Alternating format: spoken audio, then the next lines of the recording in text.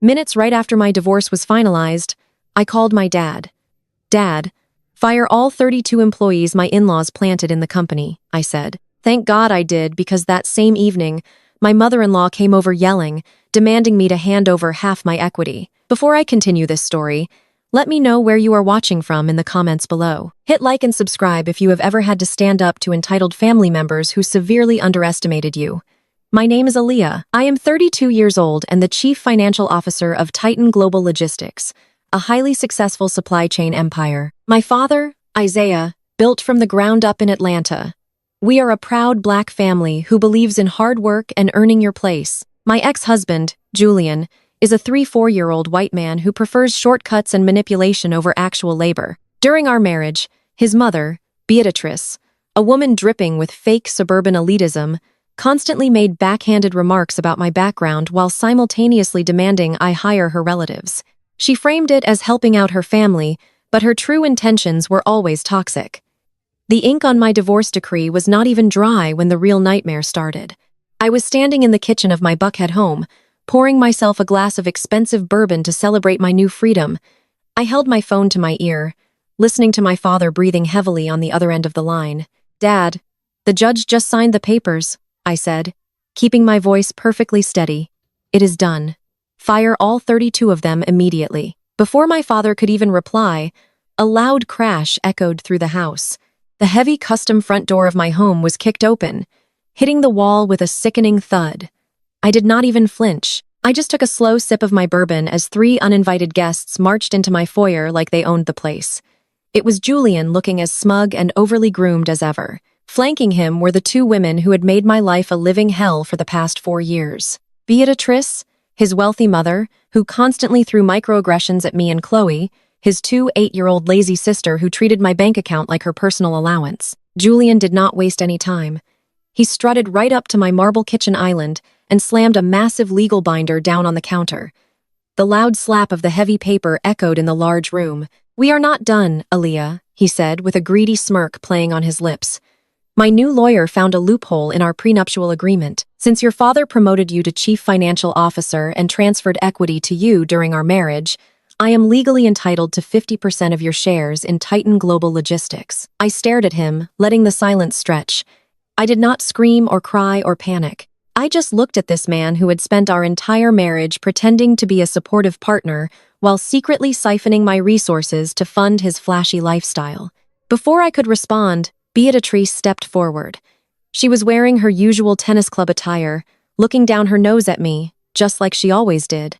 She crossed her arms over her chest and gave me a look of pure malice. "You are going to sign that equity over to Julian today," Beatrice demanded, her voice sharp and grating. "If you refuse to sign those papers right now, I will make one phone call. You know exactly what I am talking about, Aaliyah. The 32 loyal, hard-working family members and friends I helped you hire are ready to take action. If you do not give Julian his 50%, they will all walk out. They will strike and paralyze your entire Midwest distribution network right before the peak holiday shipping season. Your father will lose millions and your precious company will collapse by next week." She looked so proud of herself. For 4 years, Beatrice had played the card of the supportive mother-in-law, pushing me to diversify our staff by hiring her nephews, cousins, and country club friends. She used every guilt trip and subtle manipulation tactic in the book to get them placed in comfortable positions within our warehouses. Julian had played the peacemaker, convincing me to just go along with it to keep the family harmony intact. Now they were using those same employees as an army to hold my family legacy hostage. Chloe stepped up next, picking up an expensive decorative bowl from my counter and examining it like she was at a yard sale. "You should just listen to my mother," Chloe chimed in without looking up from the bowl. "Julian is getting this house anyway. You really need to start packing your things, Aaliyah. I am going to take the master bedroom. It has the best lighting." They really thought they had me cornered.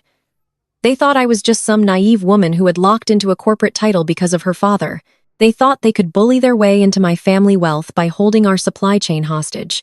I took another slow sip of my bourbon, savoring the burn as it went down my throat. I set the glass down on the marble island, carefully making sure it did not make a sound. I looked at Julian, then at Chloe, and finally locked eyes with Beatrice. "You think I let 32 parasites suck my family company dry for 4 years without a backup plan?" I asked, my voice dangerously low and calm. Beatrice lost her smug smile for a fraction of a second, but quickly recovered. She pulled her phone from her designer handbag and held it up for me to see. The screen showed a text message ready to be sent. "Go ahead, Beatrice." Beatrice scoffed and tightened her grip on her phone, but she did not press the button just yet. She was too accustomed to having the upper hand to believe I was actually challenging her. "You are bluffing, Aaliyah," she said, her voice dripping with that familiar condescension I had endured for years. "You always try to act so tough, so unbothered, but we both know you need us. You should be thanking me on your knees right now. My family elevated you. We gave you a level of class and respectability your people could never achieve on your own."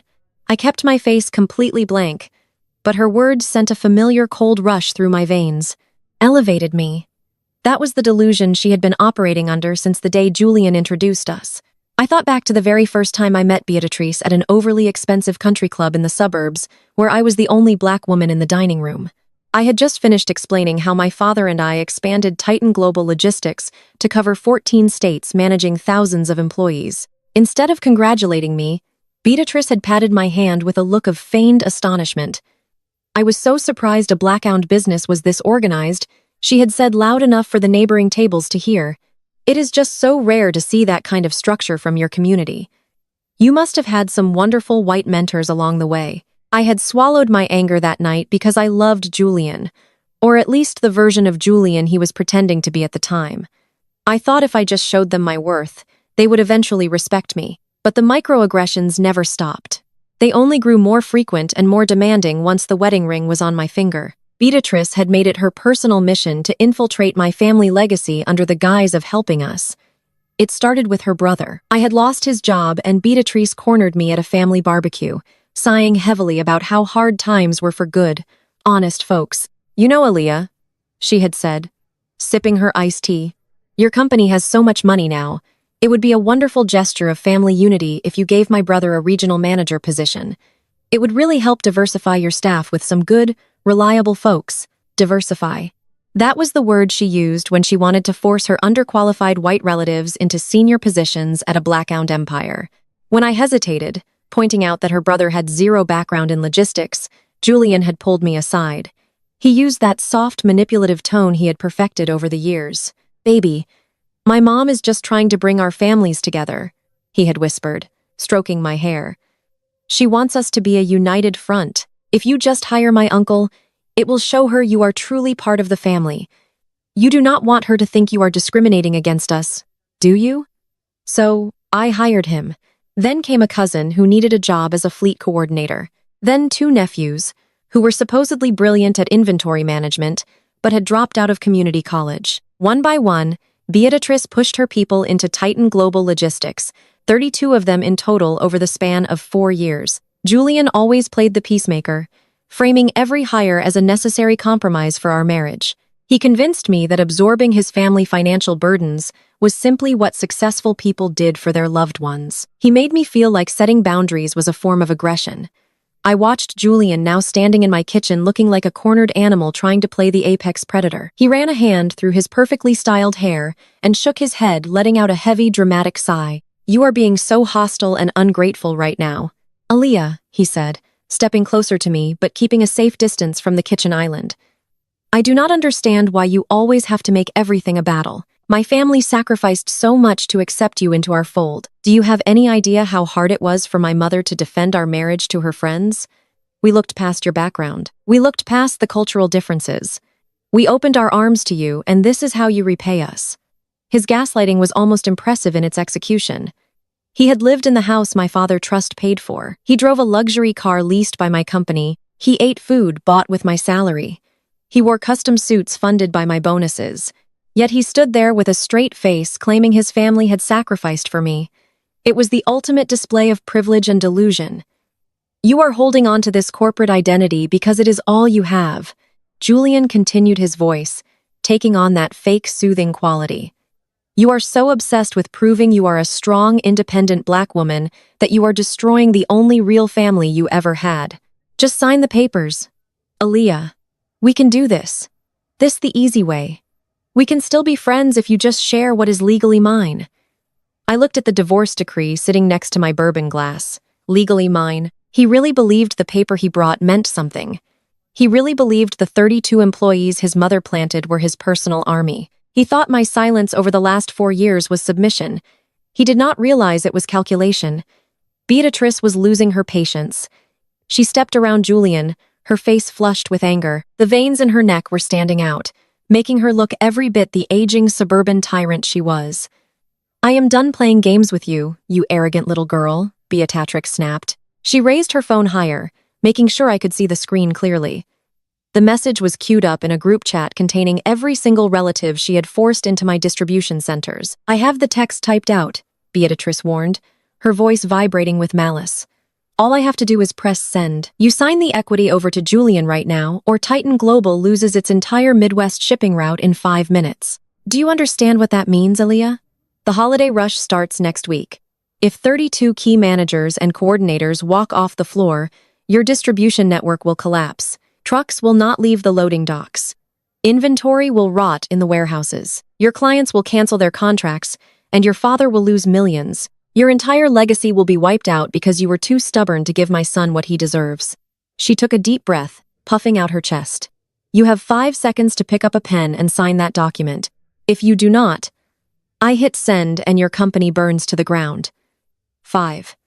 I took another sip of my bourbon, letting the silence stretch between her counting. 4. Chloe finally spoke up from the living room, crossing her arms and rolling her eyes. "Just sign it, Aaliyah," she whined. "You are making this so embarrassing for everyone. Just give Julian his half so we can start moving my stuff in. I already told my friends I am getting a house with a pool." 3.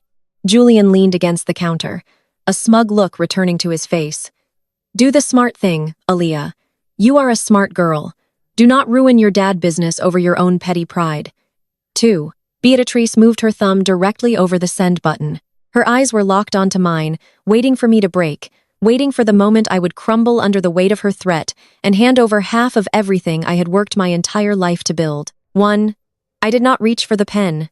I did not look at the legal binder Julian had thrown on the counter. I just looked at Beatrice and gave her a slow, cold smile. The silence in the kitchen was heavy enough to suffocate a normal person, but I felt nothing but absolute clarity.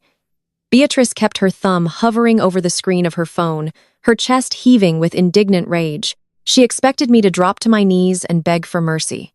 She expected me to panic and sign away half of my family legacy just to appease her fabricated authority. Instead, I did absolutely nothing. I watched her, realizing that she was not a formidable opponent at all, but just a bitter woman playing a game she did not understand. The intense staring match was suddenly broken by the sound of something scraping against the drywall in the living room. We all turned our heads. Chloe had completely ignored the standoff happening in the kitchen. She behaved as if the entire house already belonged to her, as if my presence was merely a temporary inconvenience she had to tolerate. She hummed a mindless pop song under her breath, completely oblivious to the devastating war her mother was trying to wage just a few feet away. She had wandered over to the far wall of my living room and was standing on her tiptoes, struggling to unhook a large abstract painting from its mount. She grunted softly as she managed to lift the heavy frame off the wall, resting it carelessly against my expensive modern sofa. She dusted off her hands and looked around the room with an expression of profound boredom. "Julian is getting this house anyway. Aaliyah, so, you really need to start packing your things," Chloe said, her voice dragging with that lazy vocal fry she always used. "I'm going to take the master bedroom upstairs. The natural light in there is much better for my social media posts, and I need the walk-in closet for my new clothes. You can take your stuff out in garbage bags or whatever. I really do not care. Just make sure it is all gone by tomorrow morning." I stared at my former sister-in-law, marveling at the sheer audacity of her existence. For 4 years, I had funded her entire lifestyle. She had never held down a real job, preferring to float through life on the charity of others, while pretending she was somehow superior to the people working hard around her. Her sense of entitlement was a disease she had inherited directly from Beatrice. I paid her rent when she claimed she was between jobs, which was always.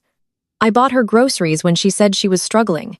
I even paid off her credit card debt twice because Julian begged me to help his little sister get back on her feet. She had repaid my generosity by walking into my home minutes after my divorce was finalized and claiming my master bedroom as her own.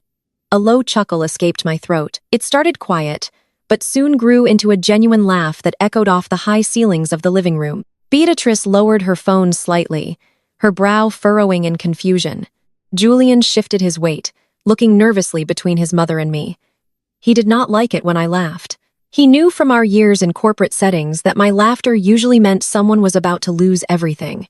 "What is so funny?" Chloe asked, crossing her arms over her chest defensively. "You think losing your house is funny?" I picked up my tablet from the kitchen island and slowly unlocked the screen. I tapped open my secure file directory and navigated to my property documents. I walked around the marble counter and stepped down into the sunken living room, holding the tablet loosely in my hand. I stopped right in front of the painting Chloe had just ripped off my wall. "First of all, Chloe put down that $50 knockoff canvas," I said, keeping my voice smooth and dangerously calm. "I bought that piece from a discount home goods store when I was in college. If you really want it, you can take it with you when you leave, but please do not scratch my paint job in the process." Chloe flushed red, her eyes darting to Julian for support, but Julian was staring at the tablet in my hand. His confident smirk had vanished entirely, replaced by a tight, tense expression. As for this house, I continued turning my attention to my ex-husband. I tapped the screen and held the tablet up so Julian could clearly see the legal document displayed on it. "This house is owned by a blind trust my father established 3 years before I even met your brother. My name is not on the deed. Your brother is certainly not on the deed. Julian is not entitled to a single doorknob in this house, let alone the property itself." Julian lunged forward and snatched the legal binder off the kitchen counter. He bumped into the marble island hard enough to rattle his mother phone. His polished, composed facade was cracking rapidly, revealing the desperate, grasping man underneath. He threw the binder open, his hands moving frantically as he flipped through the thick stack of papers his expensive divorce attorney had prepared for him. The sound of tearing paper filled the room as he clumsily searched for the property division section. He was muttering to himself, his eyes scanning the dense legal jargon, looking for the loophole his lawyer had promised him. "Your lawyer was sloppy, Julian," I said, taking a step closer to him. He ran a basic asset search under my personal social security number and saw that I resided here. He saw the property tax payments coming from an account linked to my name and jumped to the most convenient conclusion. He assumed because we lived here together during our marriage that it was a marital asset subject to division. He completely missed the fact that the property is held by the Isaiah Global Real Estate Trust. It is a completely separate legal entity that predates our marriage by several years. You have zero claim to it. You never did. He never bothered to dig deeper into the corporate structures my father and I spent decades perfecting. That laziness was exactly why Julian could never be more than a mid-level grifter wearing an expensive suit. Beatrice stepped forward, her face pale. "That is impossible," she snapped, looking over Julian's shoulder at the binder.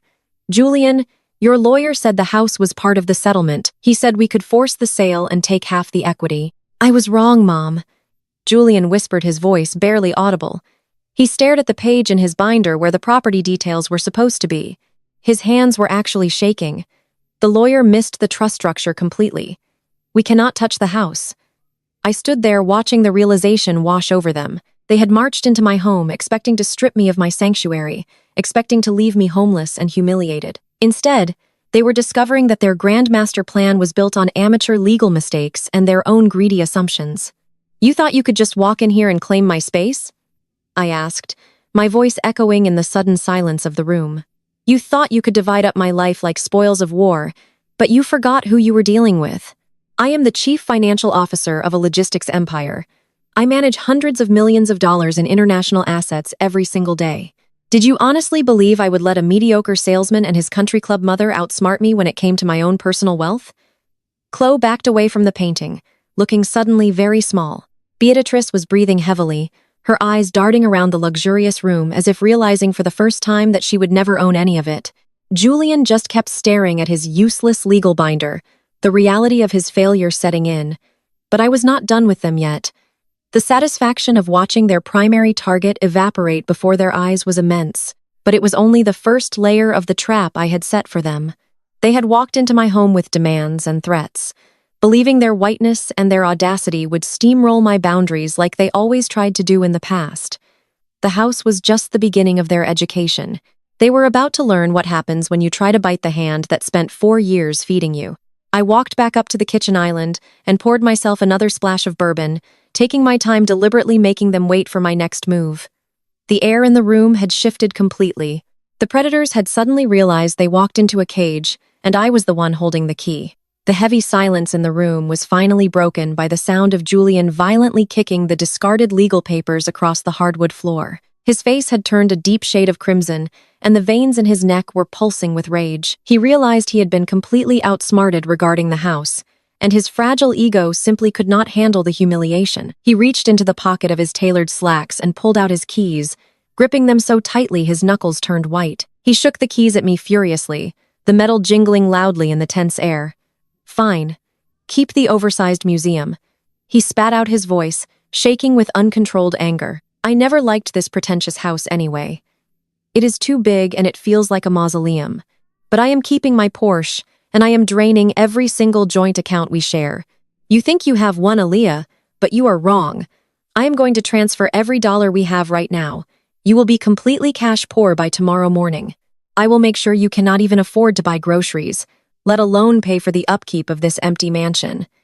I stood my ground, leaning casually against the cold marble of the kitchen island. I brought my glass of bourbon to my lips, taking a slow, deliberate sip.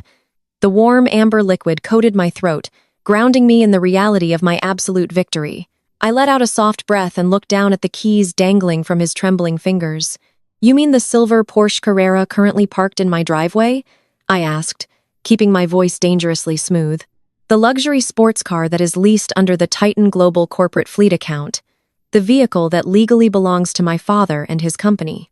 Julian scoffed, rolling his eyes and stepping forward. "That car was a gift," he sneered. "Your father gave it to me when I launched my startup. It is mine, and there is nothing you can do about it." I slowly shook my head, feeling a deep sense of pity for his profound ignorance. "My father does not give $250,000 gifts to parasites," Julian explained patiently. "He provides company vehicles to senior executives and the spouses of those executives. It is a standard corporate perk. But the moment the judge signed our divorce decree earlier today, you officially ceased to be a spouse. That means you are currently in possession of a corporate vehicle without authorization. In fact, I reported it stolen exactly 10 minutes ago." Beatrice let out a harsh, mocking laugh from the center of the living room. "You are so full of empty threats, Aaliyah," she said, crossing her arms over her chest. "You really expect us to believe you called the police on your own husband? You are just trying to scare him because you know he is about to drain your bank accounts. You are bluffing." I did not even have to answer her. As if on cue, the massive floor-to-ceiling windows in my living room were suddenly illuminated by intense flashing lights. Bright red and blue beams bounced off the pristine white walls and reflected across the polished marble floors. The sudden burst of police lights painted the stunned faces of my former in-laws in alternating shades of panic. Julian spun around his eyes, widening in sheer horror. He rushed toward the large front window, stumbling over the edge of the luxury rug in his haste. Chloe and Beatrice hurried right behind him, pressing their faces against the glass to look outside. Through the window, the scene unfolding in my long circular driveway was absolute perfection. 2 large police cruisers were parked at steep angles, completely blocking the exit. Their lights were strobing aggressively, cutting through the quiet evening darkness of my upscale Buckhead neighborhood. Behind the cruisers, a heavy-duty tow truck was already backing up toward the gleaming silver Porsche. 2 uniformed police officers were standing on my manicured lawn, watching the tow truck operator secure the chains to the front axle of Julian's prized possession. "No!" Julian screamed, hitting the glass with his open palms. "No, no, they cannot do this. That is my car." He scrambled away from the window and sprinted toward the front door. He yanked it open and ran out onto the front porch, leaving the door wide open behind him. The cool evening air rushed into the house, carrying the loud mechanical sounds of the tow truck lowering its hoist. I walked slowly toward the open doorway, holding my bourbon glass, wanting a front row seat to his absolute destruction. "Hey, stop. What are you doing?" Julian yelled, running down the front steps, waving his arms frantically. "Turn that off right now. That is my personal vehicle. You are scratching the paint." One of the police officers stepped forward, placing a firm hand on his utility belt. "Sir, I need you to step back onto the porch," the officer commanded with undeniable authority. We received a report from Titan Global Logistics regarding a stolen corporate asset. The license plate and vehicle identification number perfectly match the stolen report. This vehicle is being impounded. It is not stolen, Julian pleaded, his voice cracking with desperation. I am the son-in-law of the owner. My wife just filed some paperwork incorrectly. Please tell the driver to unhook my car. I have important meetings tomorrow and I need my vehicle. The officer did not budge an inch. Actually, sir, the paperwork clearly states you are the former son-in-law. The authorized representative of Titan Global Logistics legally reported this vehicle as stolen property. If you interfere with the recovery of this asset, we will place you under arrest for obstruction. Now, step back onto the porch immediately. Julian froze, completely paralyzed by the threat of being handcuffed in front of the entire neighborhood. Several doors down, my wealthy neighbors had already stepped out onto their lawns or were peering through their windows, drawn by the flashing police lights. The humiliation radiating from Julian was palpable. He had spent the last 4 years driving that Porsche through these exact streets, revving the engine and pretending he was a self-made millionaire. He had parroted that car around his country club, using it to attract investors for his shady startup. Now all his wealthy neighbors were watching his car get repossessed like a common criminal. Beatrice rushed out onto the porch standing next to her disgraced son. "Officer, there must be some mistake," she cried out, putting on her best suburban victim voice. "My son is an upstanding citizen. You cannot just come and steal his property in the middle of the night. This is a civil matter." "Ma'am, step back," the second officer warned, shining a flashlight directly into Beatrix's face, making her flinch and cover her eyes. "The tow operator has secured the vehicle. We are done here." We all stood on the porch and watched the heavy chains pull the silver Porsche up onto the flatbed of the tow truck. The grinding sound of the metal gears felt like music to my ears. Julian stood completely still, his shoulders slumped, his entire identity being hauled away into the night. The tow truck secured the load and slowly pulled out of the driveway, followed closely by the 2 police cruisers. The flashing lights faded down the street, plunging my driveway back into quiet darkness. Julian turned around slowly, looking at me with eyes full of pure venom. "You malicious, calculated witch," he hissed, taking a step toward me. "You think taking a car is going to stop me? I still have the joint bank accounts. I am going to empty them right now. I will take every single penny we saved over the last 4 years." He pulled his smartphone from his pocket, his fingers flying across the screen as he opened his banking application. He was breathing heavily, desperate for a win, desperate to inflict some kind of pain on me to avenge his bruised ego. I leaned against the doorframe and took another sip of my drink. "You are welcome to check your banking app, Julian," I said softly. "But you will find that the joint accounts are completely empty. I legally withdrew my exact 50% contribution 3 days ago. The only funds remaining in those accounts were the mysterious cash deposits you have been making over the last 6 months. And unfortunately for you, the bank flagged those specific deposits as suspicious. The fraud department froze all your remaining funds early this morning pending a federal investigation." Julian stopped typing. He stared down at his phone screen, his face turning a sickly shade of gray. The error message on his banking app confirmed every word I just said. He had no house. He had no car. He had no access to any cash. He was completely and utterly ruined. And the night was only just beginning. Julian stood frozen, staring at his phone screen while the reality of his complete financial ruin washed over him. Beatrice, who had been watching her son crumble, finally snapped. She turned away from the window and marched back toward the kitchen island, her face twisted with a level of hatred I had never seen from her before. "You vindictive witch!" Beatrice screamed, her voice echoing off the high ceilings. "You think you can just destroy my son and get away with it? I am going to the press. I am going to call every local news station in Atlanta by tomorrow morning. I will tell them exactly what kind of operation you and your father are running. I will tell them that your Black-owned company actively discriminates against and unjustly fires hard-working white employees. I will make sure everyone knows you targeted our family because of your own deep-seated racial bias. Your father spent his whole life building that legacy, and I am going to burn it to the ground." I looked at her flushed face and let her words hang in the air. She really thought she was holding a loaded gun to my head. She thought the threat of a public relations scandal would make me surrender. What Beatrice did not know was that I had been waiting for this exact moment for 4 agonizing years. My mind went back to a humid night 2 years ago. I was sitting alone in my corner office at the Titan Global headquarters long after everyone else had gone home. The city lights of Atlanta were glowing outside my window, but my focus was entirely on the massive spreadsheets illuminating my monitors. I had been noticing small discrepancies in our Midwest shipping hubs for months. Fuel costs were slightly higher than average. Overtime hours for warehouse coordinators were spiking at unusual intervals. Maintenance requests for trucks that had just been serviced were slipping through the accounting software. I spent weeks meticulously auditing the logistics logs, cross-referencing employee schedules with GPS tracking data from our fleet. That was when I found the pattern. The 32 people Beatrice had bullied me into hiring were not just lazy and incompetent.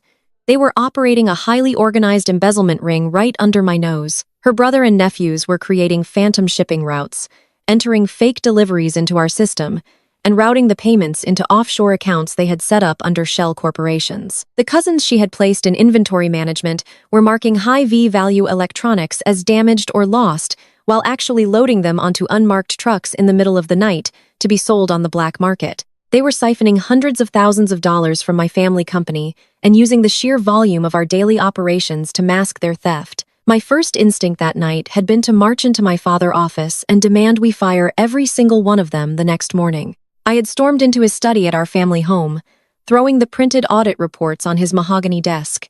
My father, Isaiah, had put on his reading glasses and carefully reviewed the documents. He did not yell or act surprised.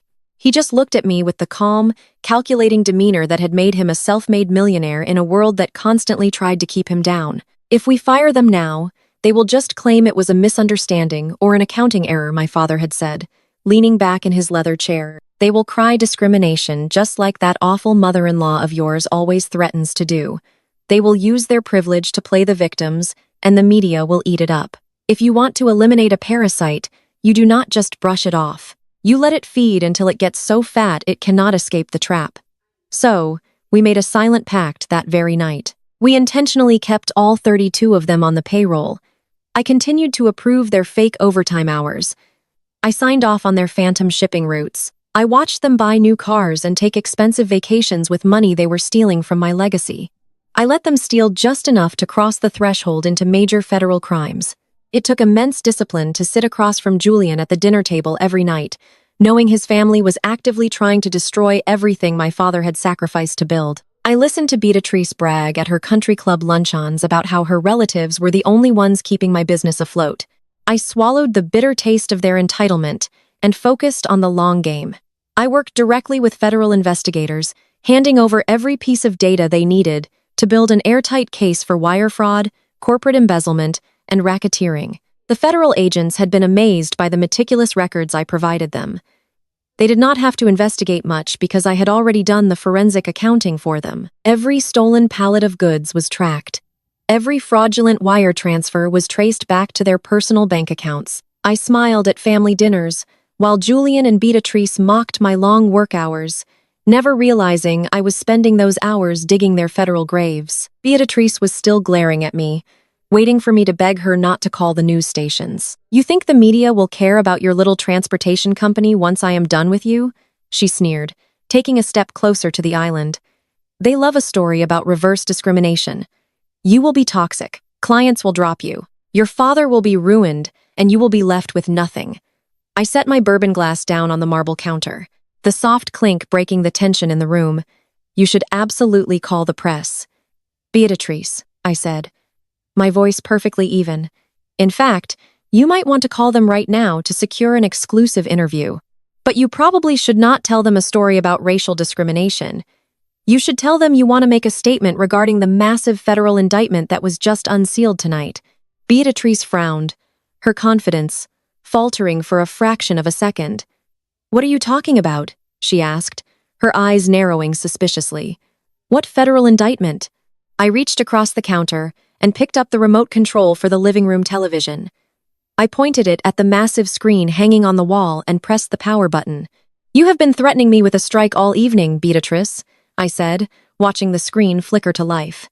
"You said your 32 loyal family members were going to walk off the warehouse floor and paralyze my supply chain. Why do not you go ahead and send that text message right now? Let us see if any of them respond." Beatrice glared at me, her chest heaving with indignation. She raised her phone high so I could see the screen.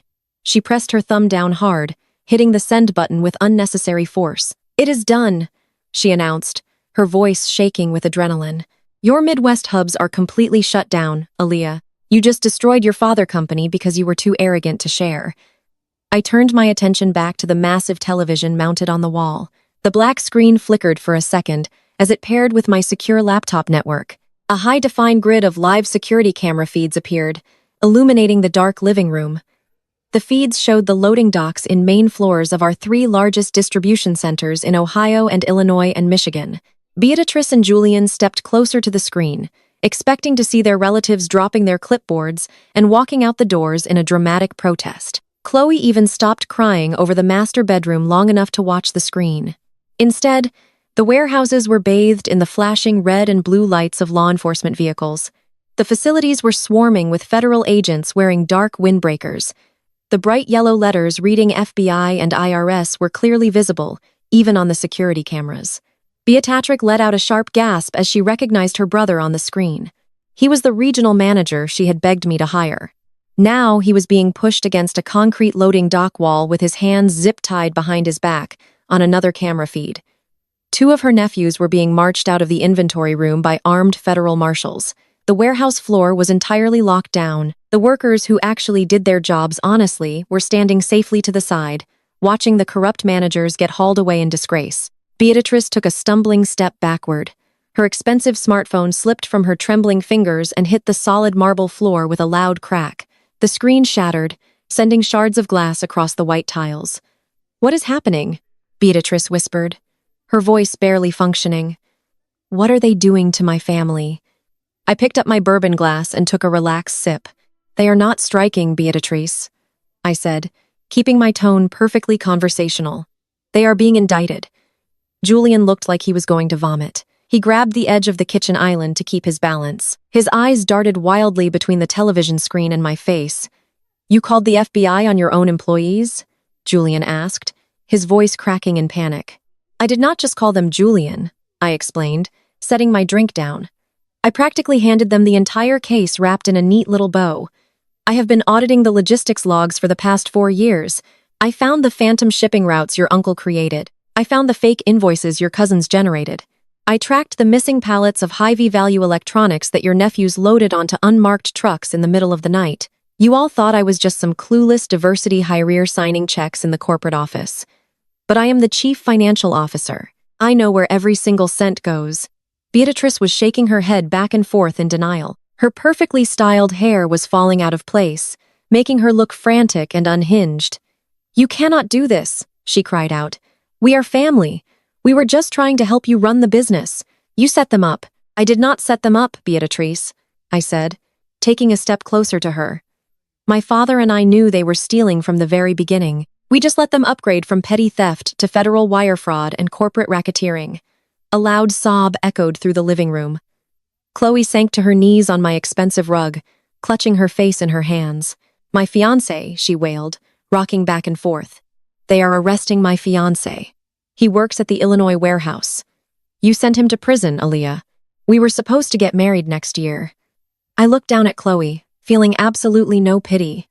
"Your fiancé was the ringleader for the Illinois operation, Chloe," I stated coldly. "Those bonuses he bragged about were hundreds of thousands of stolen dollars. He used stolen corporate funds to buy your engagement ring and pay for your dream wedding venue. The FBI will be confiscating that diamond as evidence of money laundering, so you might want to take it off before they knock on your door. Your wedding he is facing 20 years in federal prison." Beatrice rushed toward me, grabbing the sleeve of my blouse. "You have to stop this, Aaliyah," she begged, her previous arrogance completely shattered. "Call the police and tell them it was a misunderstanding. Tell them it was an accounting error. They are going to lose everything. They will go to federal prison."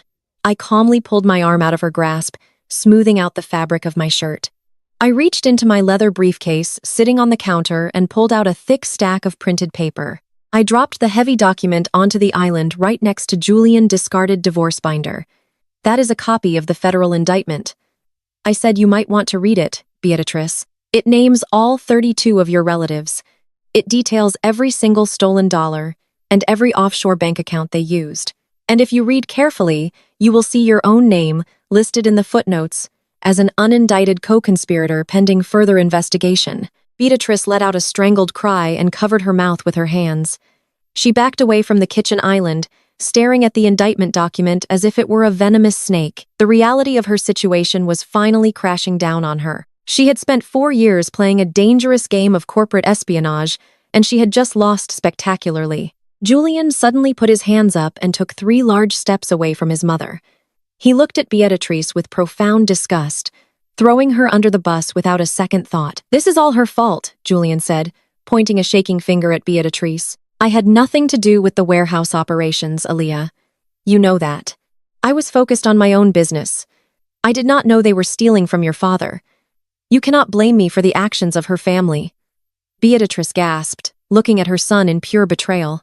"Julian, how could you say that?" she whimpered. "We did this for you. We did this to secure your future. I do not need your help, Mom," Julian shouted, his face turning red. He turned back to me, trying to smooth down his suit jacket and regain some semblance of his former confidence. He forced a strained smile onto his face. "You know what, Aaliyah? Keep the house. Keep the corporate cars. I do not care.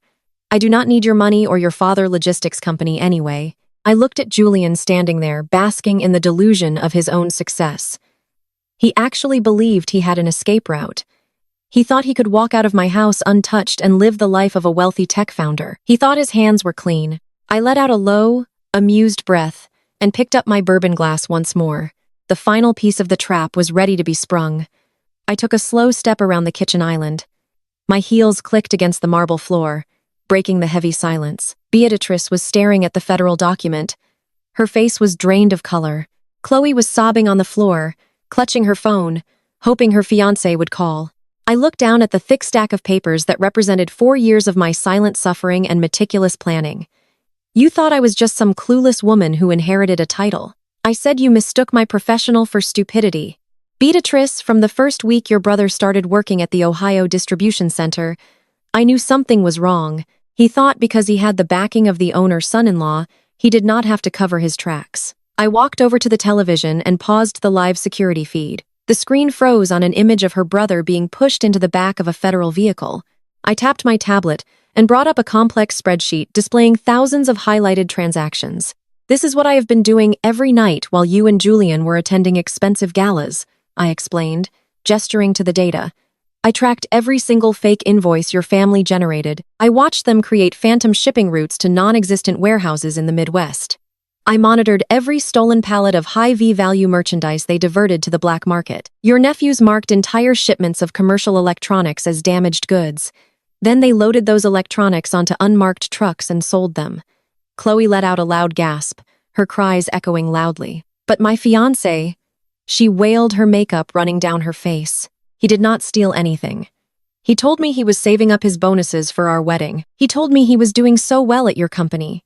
Aaliyah, your fiancé was the ringleader for the Illinois operation." "Chloe," I stated coldly, "he was the one approving the fake overtime hours for the rest of your family members. He authorized payments to shell companies that did not exist. Those bonuses he bragged about were hundreds of thousands of stolen dollars. He used my family money to buy your engagement ring and pay for your dream wedding venue. Your wedding is candled, Chloe, and your fiancé is facing 20 years in federal prison." Chloe buried her face in her hands, sobbing uncontrollably. Beatrice pointed a shaking finger at me. "You are a monster," Beatrice whispered. "You could have just fired them. You could have stopped this years ago. You let them ruin their lives just to punish me."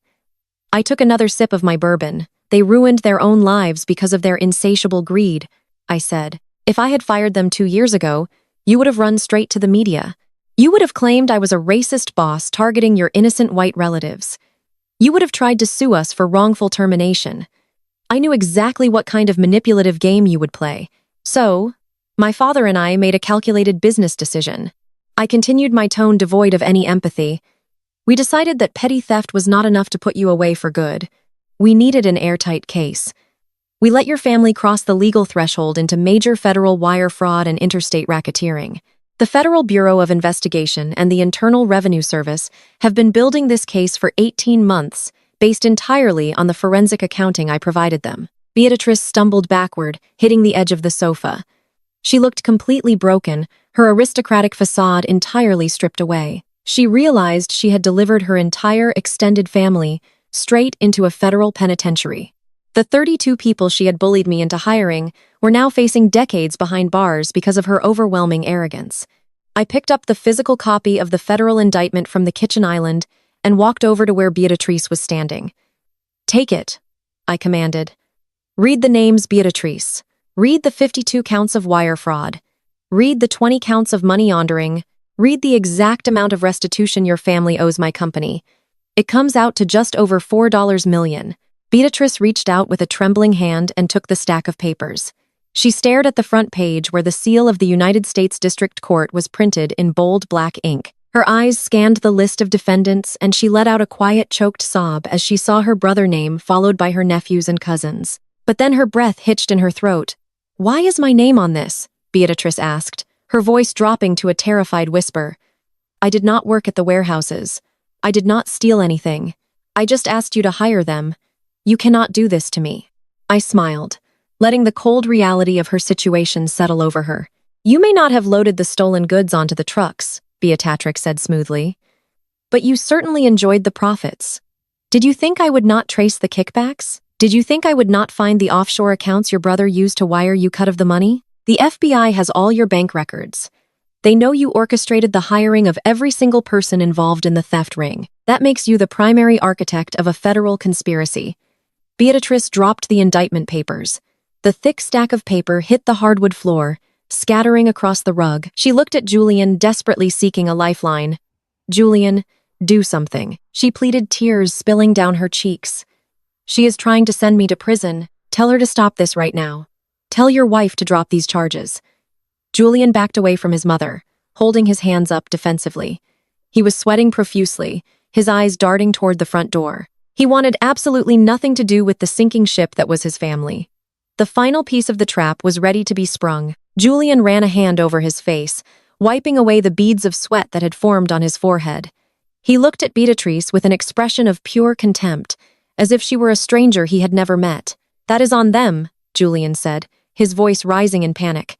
"I had absolutely nothing to do with the warehouses or the shipping routes. Aaliyah, you know that I am completely innocent in all of this." Beatrice reached out for him. But Julian took another large step backward, bumping into the luxury sofa. "Do not touch me, Mom," snapped. "I am not going down for your ridiculous greed. I have my own life and my own business to worry about." He turned back to me, trying to stand tall and project the false confidence that had fooled me years ago. He smoothed down the lapels of his expensive suit and took a deep breath. "I do not need your money anymore, Aaliyah," he stated, trying to sound authoritative. "I do not need your father, and I certainly do not need his outdated logistics company. I have my own tech startup, Logit. We are launching our new software next month, and the initial valuation is already worth millions. I am walking away from this toxic family drama and taking my success with me." I watched him puff out his chest, trying to reclaim some sense of power in a room where he had just lost everything. Logit, the very name of his startup, made me want to laugh out loud. For the past 2 years, Julian had made it his personal mission to belittle everything my father and I had built. He hated that my family held the real wealth while he only had an allowance. I remembered a dinner party we hosted last summer for several prominent Black business owners in Atlanta. My father had invited colleagues who had spent decades building their enterprises through sweat and sacrifice. Julian had spent the entire evening dominating the conversation, making sure everyone knew he was a tech founder. He wore a turtleneck and a blazer, pretending he was the next Silicon Valley visionary. He had stood in my dining room holding a glass of expensive wine, telling my father that traditional trucking was a dying industry. "You guys are running an old-school truck business," Julian had bragged that night, holding his glass high. "It is blue-collar work. It is outdated. The real wealth is in data and automation. My startup, Logite, is going to disrupt the entire supply chain sector. We are building algorithms that will make physical warehouses obsolete. You should probably sell your trucks now before my software puts you out of business, Isaiah." My father had just smiled politely and eaten his steak while I clenched my fists under the table. My father knew Julian was a fool, but he also knew my plan was already in motion. Julian loved to pretend he was a genius.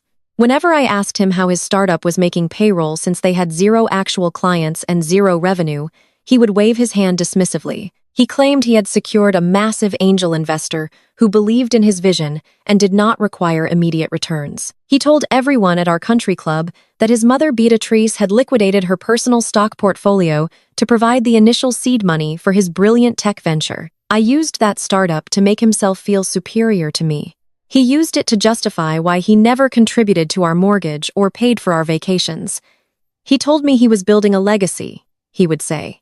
So, I needed to be the supportive wife and handle the mundane bills while he focused on changing the world. It was a convenient excuse to live like a king while contributing absolutely nothing to our household. Now, he stood in my living room using that same startup as a shield against the federal crimes his family had committed. He honestly believed his tech company was a safe haven, untouched by the mess his mother had created. He thought he could just wash his hands of Beatrice and Chloe and drive away into the sunset as a wealthy tech CEO. His delusion was almost breathtaking. I set my bourbon glass down on the marble island for the last time. Julian was so caught up in his own ego that he did not even realize how interconnected his life was with the very crimes he was trying to run away from. He thought his hands were clean because he had not personally loaded stolen electronics onto a truck. He did not understand how federal forensic accounting actually worked. And he certainly did not understand how meticulously I had tracked every single moving part of his life. "You think your startup is your escape route, Julian?" I asked, letting out a soft sigh. "You really think you can just distance yourself from your mother and walk out my front door a free man?" "I am a free man," Julian insisted, crossing his arms defensively. "My business is completely separate from Titan Global. You have no legal claim to my company, Aaliyah. The divorce decree clearly states that Logit remains my sole property. My lawyer made sure of that. You cannot touch it. My investors are protected, and my intellectual property is locked down tight." Chloe, who was still crying on the floor, sniffled and looked up at her brother. "Julian, please do not leave us," she pleaded, her voice trembling with genuine fear. "The FBI is going to take Mom away. You have to help us pay for lawyers. You said your company was worth millions. You promised we would all be rich when the software launched." Julian did not even look down at his sister. "I am not ruining my reputation to defend criminals, Chloe," he said coldly, taking another step toward the front door. "My investors would pull out immediately if my name was tied to a federal wire fraud case. I have to protect Logo. It is the only thing that matters right now. I will send you some money for a public defender once my launch is complete, but I cannot be associated with you or Mom right now." The sheer arrogance of his statement was the perfect segue into his total destruction. He was willing to throw his own mother and sister to the federal government to save a company that I knew for a fact was built entirely on stolen money. I reached into the leather briefcase one more time and pulled out a slim blue folder. This folder did not have the seal of a federal court on it, but its contents were just as devastating. "You are right, Julian," I said, tapping the blue folder against the marble counter. "You did not work in the warehouses. You did not alter the shipping routes. You just sat in your expensive leased office in downtown Atlanta and played CEO. But you have a very severe misunderstanding of where your seed money actually came from." Julian frowned, his arms slowly dropping to his sides. "What are you talking about?" he asked, his voice losing its confident edge. "My mother invested in my company. She sold her stocks. It was perfectly clean money. I have the bank transfer receipts to prove it." I looked at Beatrice, who was still staring blankly at the federal indictment on the floor. Her hands were shaking violently now because she knew exactly what I was about to reveal. She knew the walls were finally closing in on her precious son. "Beatrice did not sell any stocks to fund your startup, Julian," I stated, my voice echoing in the quiet room. "Beatrice does not have any stocks. Beatrice has not had any real wealth since her husband died 15 years ago." I walked around the island and held the blue folder out toward Julian. He hesitated before tit, his fingers shaking slightly as they brushed against mine. "Open it, Julian," I commanded. "Let us take a detailed look at who really funded your brilliant tech empire." Julian reached out and took the blue folder from my hands. His fingers were trembling so badly he could barely grip the heavy cardstock. He flipped open the cover and stared at the top page. It was a certified financial tracing report, stamped by our forensic accounting firm. I watched his eyes dart back and forth across the highlighted columns of numbers. He swallowed hard, his Adam apple bobbing in his throat, but he did not speak. I leaned forward, resting my hands on the cool marble of the kitchen island. "Where did you think your mother got 1.5 million in cash, Julian?" I asked, keeping my voice low and steady. "Did you honestly believe she was sitting on a secret fortune? Beatrix has not worked a day in her life since your father passed away 15 years ago. She has been living entirely on credit and maintaining a fake country club lifestyle to impress people who do not even like her." Julian looked up from the folder. His face was a mask of pure confusion. He looked at Beatrice, who was still sitting on the edge of the sofa with her head buried in her hands. She could not even bring herself to make eye contact with her golden child. I pointed to the second page in the folder.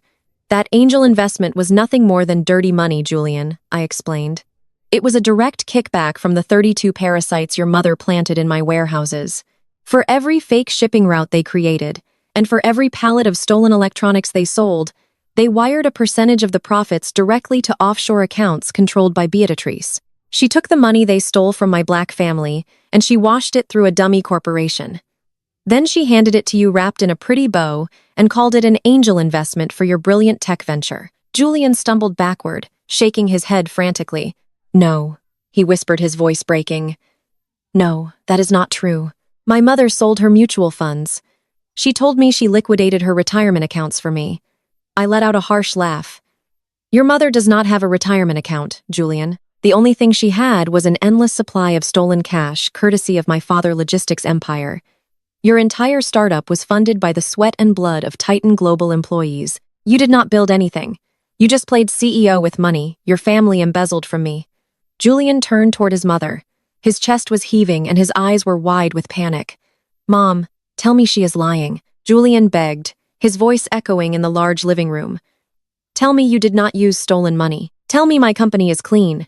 Beatrice just sobbed louder, her shoulders shaking as she remained curled up on the sofa.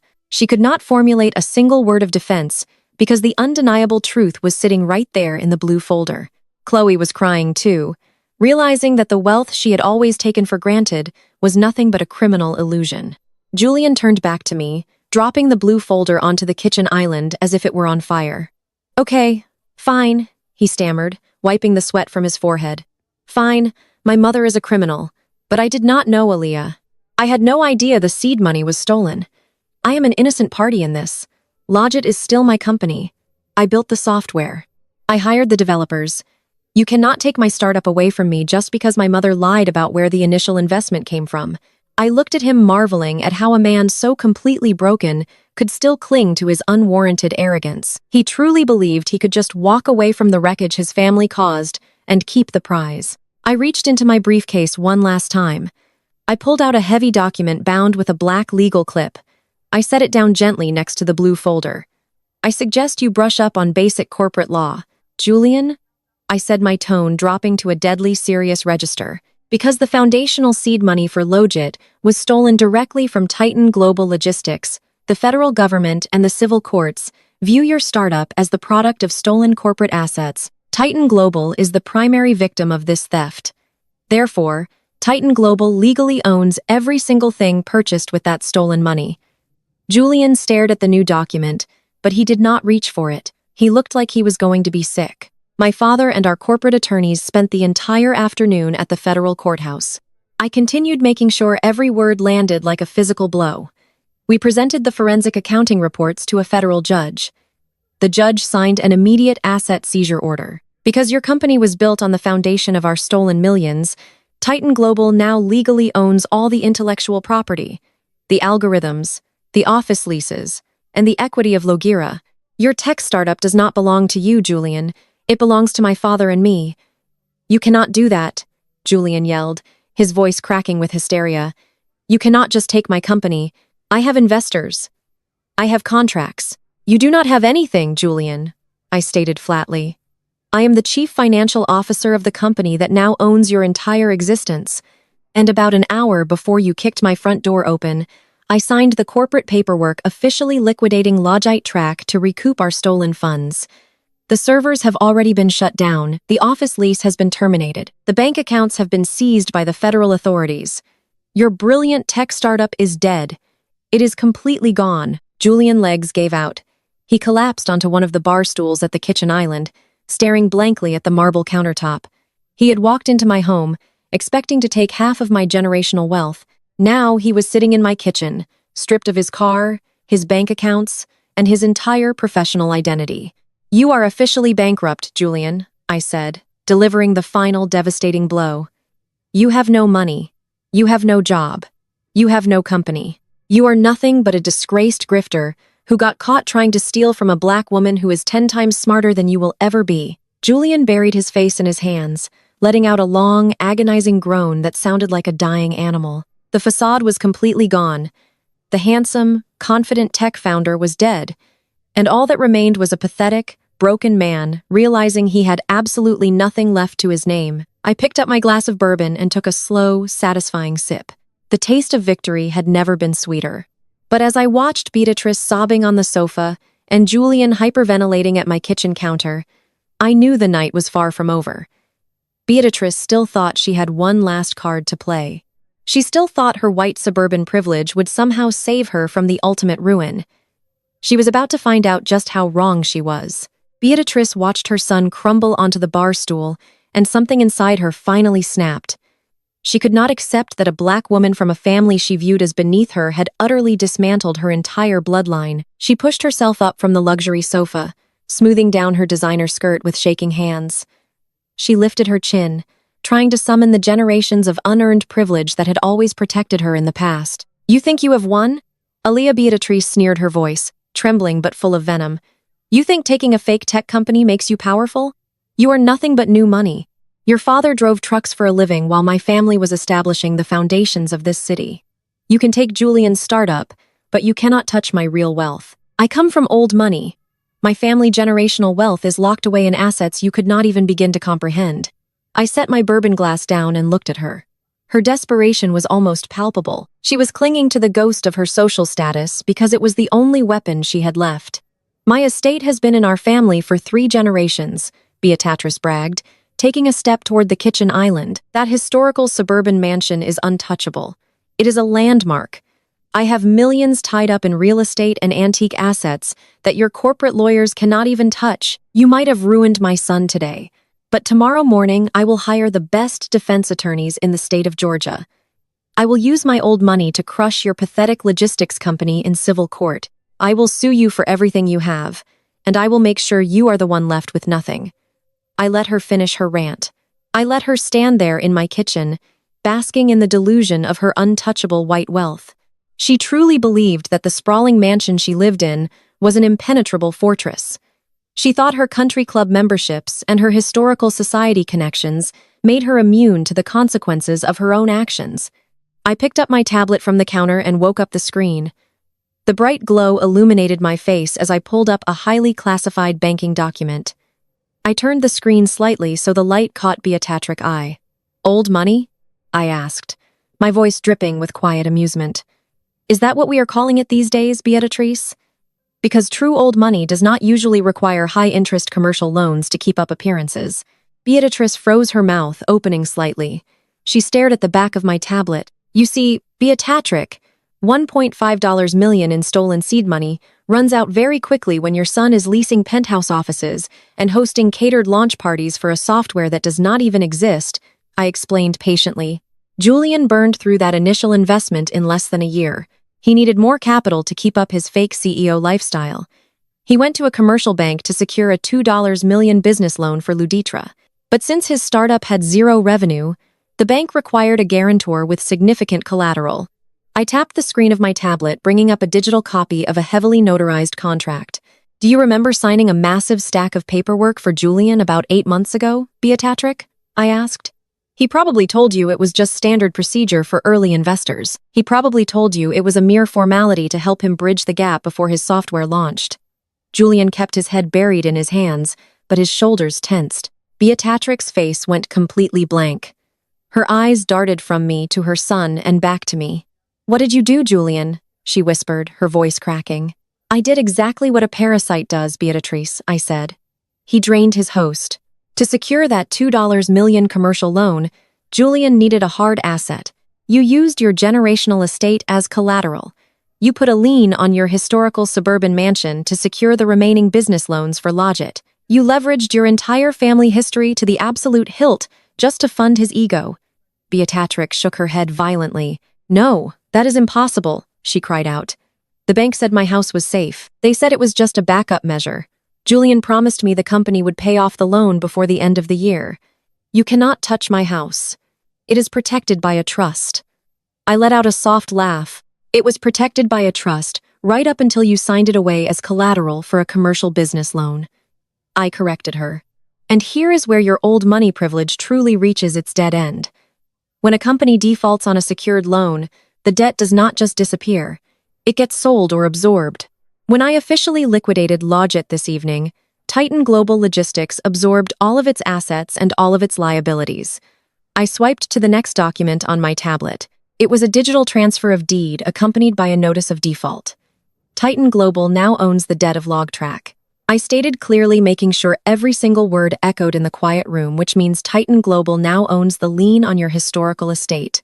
Beatrice, your generational wealth is currently sitting on the balance sheet of a black-owned logistics company. Beatrice let out a high-pitched gasp, clutching her chest as if she could physically feel her heart stopping. Chloe, who had been listening from the floor, looked up in sheer terror. Mom, what does she mean? Chloe asked, her voice shaking. What does she mean she owns our house? It means you are officially squatters, Chloe, I said, looking down at her. I turned my attention back to my tablet. My finger hovered over a large green button on the screen. This button was connected directly to my legal team automated filing system. You threatened to paralyze my supply chain today. Beatrice, I said, locking eyes with my former mother-in-law. You threatened to ruin my father's legacy. You thought your suburban mansion made you a queen.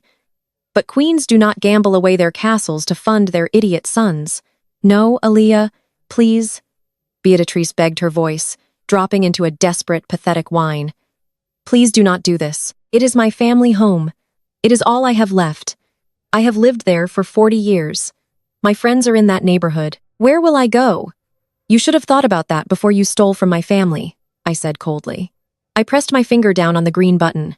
The screen flashed, confirming the action. I just initiated the foreclosure process live on the county server. I announced setting the tablet down on the island. The eviction notices are being printed as we speak. The local sheriff's department will be arriving at your historical estate by the end of the week to change the locks and board up the windows. You have exactly 5 days to pack whatever fake designer clothes you have left and get out of my property. Beatrice let out a guttural scream. Her knees buckled and she collapsed onto the floor right next to Chloe. The two women sat on my expensive rug, weeping uncontrollably as the reality of their absolute destitution finally set in. They had walked into my home expecting to steal my fortune, and now they did not even have a bed to sleep in. Julian finally lifted his head from his hands. His face was stained with tears, and his eyes were completely hollow. He looked around the kitchen, staring at the ruined lives of his mother and sister. He tried to speak, but only a pathetic croak came out of his throat. He realized there was no charm left to save him. There were no more lies he could spin. But the absolute worst part of his night was still waiting just outside my front door. The heavy silence in the living room was broken only by the sound of Beatrice weeping on the floor. Julian slowly stood up from the bar stool. He ran both hands through his hair, taking a deep, shaky breath. I could see the gears turning in his head. He was a survivor in the worst sense of the word. Even after watching his mother lose her generational home and realizing his startup was completely liquidated, Julian still thought he could manipulate his way out of the corner. He walked around the kitchen island, stepping carefully over the scattered pages of the federal indictment. He stopped a few feet away from me. He forced his facial muscles to relax and put on that soft, pleading expression he had used to deceive me for so many years. Alia, baby, listen to me, Julian said, his voice dropping into a gentle, comforting register. We can fix this. I know you are angry, and I know you are hurt because of the divorce. You are lashing out because you feel betrayed and you want to punish me.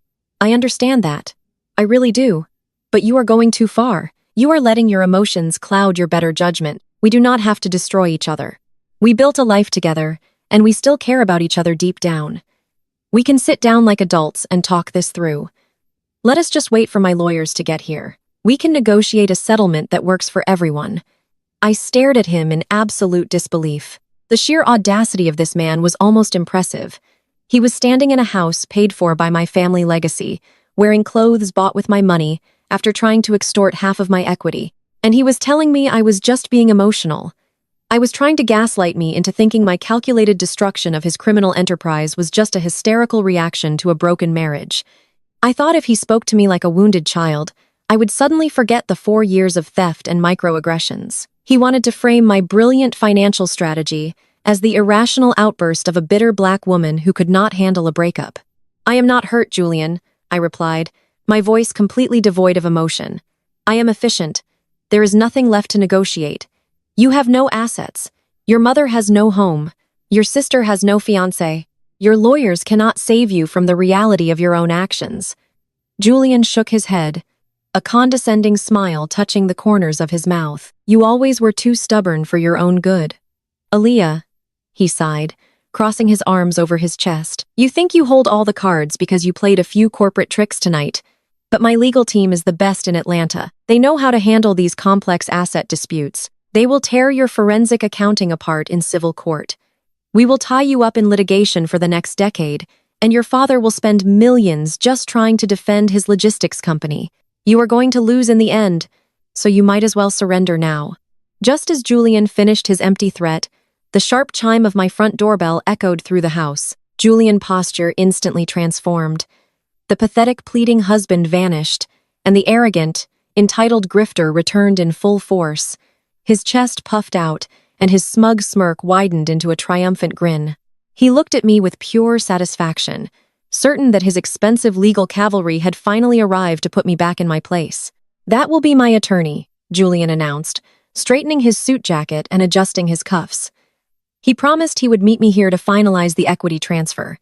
"Your little power trip is officially over. Aaliyah, you had your fun scaring my mother and sister with those fake foreclosure documents, but now the real adults are going to talk. My lawyer is going to walk in here and explain exactly why you cannot just seize a tech company without due process. You are about to learn a very hard lesson about how the real world works." Julian turned his back on me and strode confidently toward the foyer. Beatrice and Chloe looked up from the rug, a glimmer of desperate hope returning to their tear-stained faces. Beatrice wiped her eyes and sniffled, watching her son march toward the front door. They truly thought the wealthy white savior in a tailored suit had arrived to rescue them from the consequences they so deeply deserved. They thought their privilege was stepping through the door to save their generational wealth. I did not move from the kitchen island. I just crossed my arms and waited. I knew exactly who was standing on the other side of that custom mahogany door. I had been coordinating with the authorities all afternoon to ensure the timing of this entire evening was flawlessly executed. Julian grabbed the heavy brass handle and pulled the front door wide open, expecting to greet his high-priced divorce attorney. "Good evening, gentlemen," Julian started to say, putting on his best corporate voice. The words died in his throat. Standing on my front porch was not a team of expensive civil lawyers carrying briefcases. It was Detective Rollins from the Financial Crimes Unit. He was a tall, imposing man with a stern expression and a gold star badge clipped to his belt. Standing directly behind him were 2 uniformed police officers, their hands resting comfortably near their utility belts. The red and blue lights from their parked cruisers were flashing against the expensive brick facade of my house, illuminating Julian's pale, terrified face. Julian took a sudden step backward, his confident smirk instantly evaporating into thin air. He looked at the police officers in sheer panic, his eyes darting wildly as if searching for an escape route that simply did not exist. "Julian Jackson," Detective Rollins asked, his voice booming across the spacious foyer. Julian opened his mouth to speak, but no sound came out. He just nodded slowly, his entire body trembling as he stared at the handcuffs clipped to the officer belt. Beatrice let out a horrified gasp from the living room. She scrambled to her feet, abandoning Chloe on the floor, and rushed toward the foyer. "What is the meaning of this?" Beatrice demanded, her shrill voice, cutting through the tension. "Who are you, and why are you at my daughter-in-law house? My son has a top-tier legal team coming. You have no right to be here." Detective Rollins ignored Beatrice completely. He kept his eyes locked firmly on Julian. The detective stepped over the threshold and into my home, pulling a folded legal document from the inside pocket of his jacket. "Julian Jackson," Detective Rollins stated loudly and clearly, so everyone in the house could hear. "I have the warrant for your arrest issued by the federal court. You are being charged with conspiracy to commit corporate espionage, receiving stolen federal funds, and multiple counts of wire fraud in connection with the Loit Track investigation. Julian's knees buckled. If one of the uniformed officers had not stepped forward to grab his arm, he would have collapsed onto the hardwood floor. The reality of his situation had finally arrived, and it was not wearing a tailored suit to negotiate a settlement. It was wearing a badge and carrying handcuffs, ready to take everything away from him. Julian stumbled backward until his shoulders hit the edge of the open door frame. He shook his head back and forth, his perfectly styled hair now completely ruined and matted with sweat. "There must be some kind of mistake," Julian stammered, holding his hands up as if he could physically push the federal charges away. "I am a tech founder. I run Logit. I do not have anything to do with warehouse operations. You want my mother? She is the one who hired them. She is the one who took the money." Beatrice let out a high-pitched shriek from the center of the foyer. She could not believe her golden child was throwing her to the authorities without a second of hesitation. But the detective did not even look in her direction. "Julian Jackson, you have the right to remain silent." Detective Rollins began, his voice completely devoid of sympathy, as he stepped forward and grabbed Julian by the arm. "Anything you say can and will be used against you in a court of law." The two uniformed officers moved in immediately, grabbing Julian's other arm and twisting him around so his chest hit the heavy custom door. The sound of the metal handcuffs clicking shut echoed loudly in the quiet entryway. It was the sharp, crisp sound of absolute finality. Chloe started screaming. She fell to her knees on my expensive rug, covering her ears as if trying to block out the reality of what was happening. "Julian, please tell them you did not do it," Chloe wailed, her voice cracking. "Tell them it is a mistake, Julian. We are supposed to be rich. We are supposed to get the house." Beatrice suddenly snapped out of her state of shock. The wealthy suburban entitlement that had protected her for 62 years flared up in a desperate, blinding rage. She charged toward the front door, her designer heels clicking frantically against the hardwood floor. She physically threw herself between Detective Rollins and the open doorway, blocking their path to the police cruisers outside. "Take your hands off my son right now," Beatrice demanded, pointing her finger directly in the detective's face. "Do you have any idea who we are? We are the Jackson family. My late husband built the historical society in this county. I know the mayor. I know the chief of police. You cannot just walk into a house in Buckhead and arrest a white man without speaking to his legal counsel first. I will have your badge for this. I will sue this entire department into bankruptcy." Detective Rollins did not even blink. He looked down at Beatrice with a gaze so cold it could have frozen water. "Step aside right now," Detective Rollins warned, his voice dropping to a dangerous rumble. "Your son is being indicted on multiple federal charges, including conspiracy to commit corporate espionage and receiving stolen federal funds. If you do not move out of this doorway in the next 3 seconds, I will personally arrest you for obstruction of justice and interfering with a federal investigation. And since your name is heavily featured in the forensic accounting reports we just received, I suggest you tread very carefully." The threat of her own arrest finally pierced through Beatrice's delusion. She gasped and took a stumbling step backward, pressing her back against the wall of the foyer. Her mouth opened and closed, but no words came out. She watched helplessly as the two uniformed officers shoved Julian forward, forcing him to walk out the front door. I walked slowly from the kitchen into the foyer, leaning against the archway to watch the grand finale. Julian looked over his shoulder as the officers dragged him down the front steps. His face was pale and slick with tears. He looked at me with eyes full of pure, unfiltered terror. "Aaliyah, please," Julian begged, his voice cracking as he stumbled over the concrete pathway. "Aaliyah, please help me. Tell them it was a corporate misunderstanding. I am your husband. We were supposed to build a life together. Please do not let them take me away." I just stood there with my arms crossed, staring back at him. "I am not your wife, Julian," I said, my voice carrying easily through the cool evening air. "I am the Chief Financial Officer of Titan Global Logistics, and you are just a liability." We finally rode off. The officers pushed Julian toward the back of the waiting police cruiser.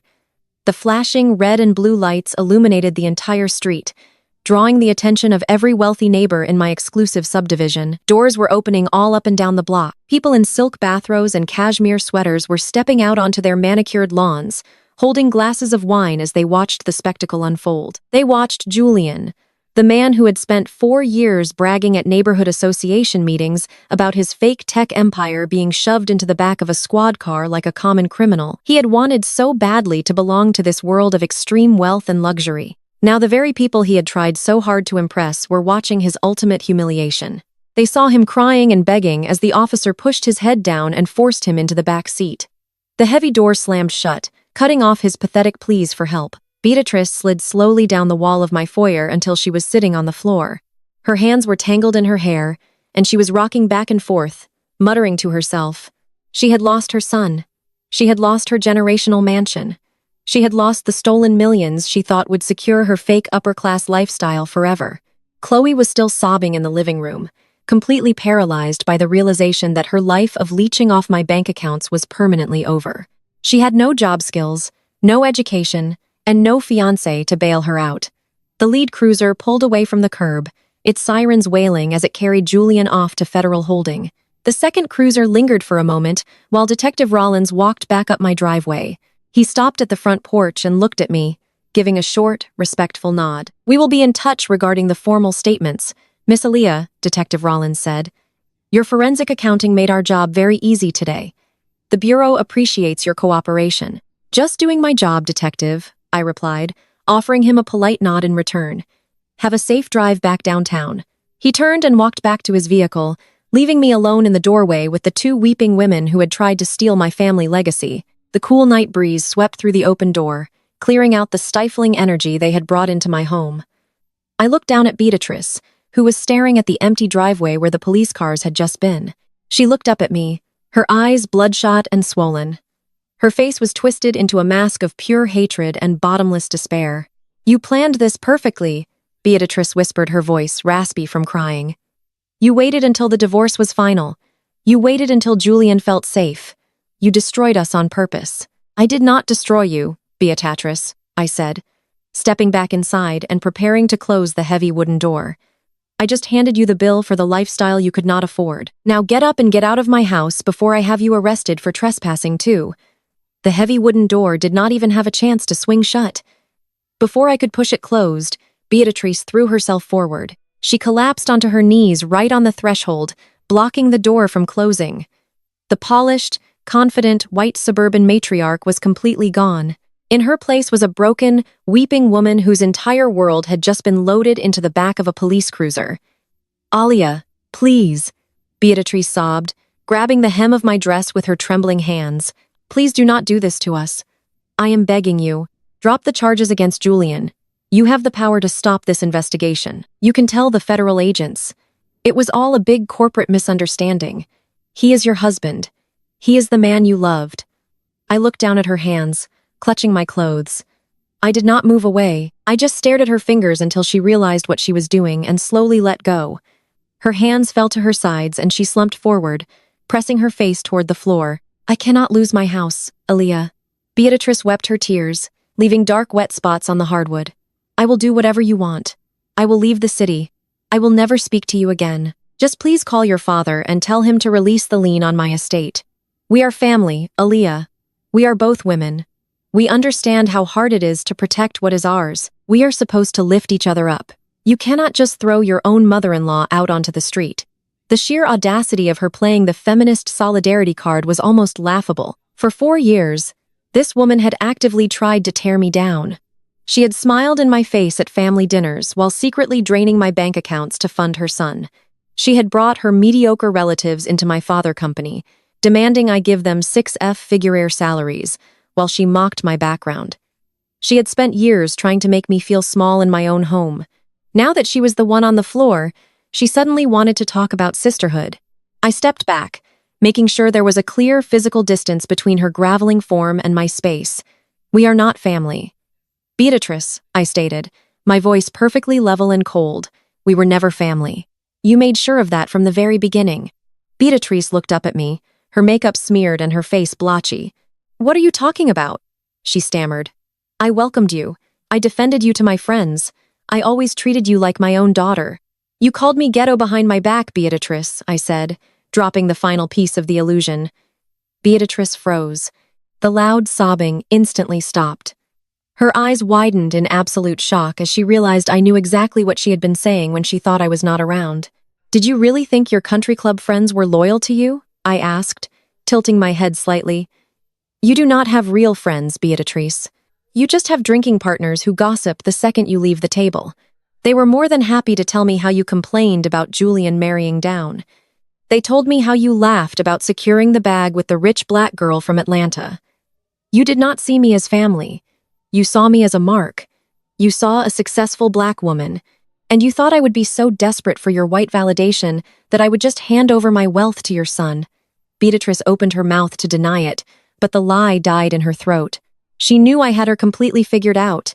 There was nowhere left for her to hide. The truth was out in the open, and it was suffocating her. "You thought you were the predator in this house," I continued my tone, steady and unforgiving.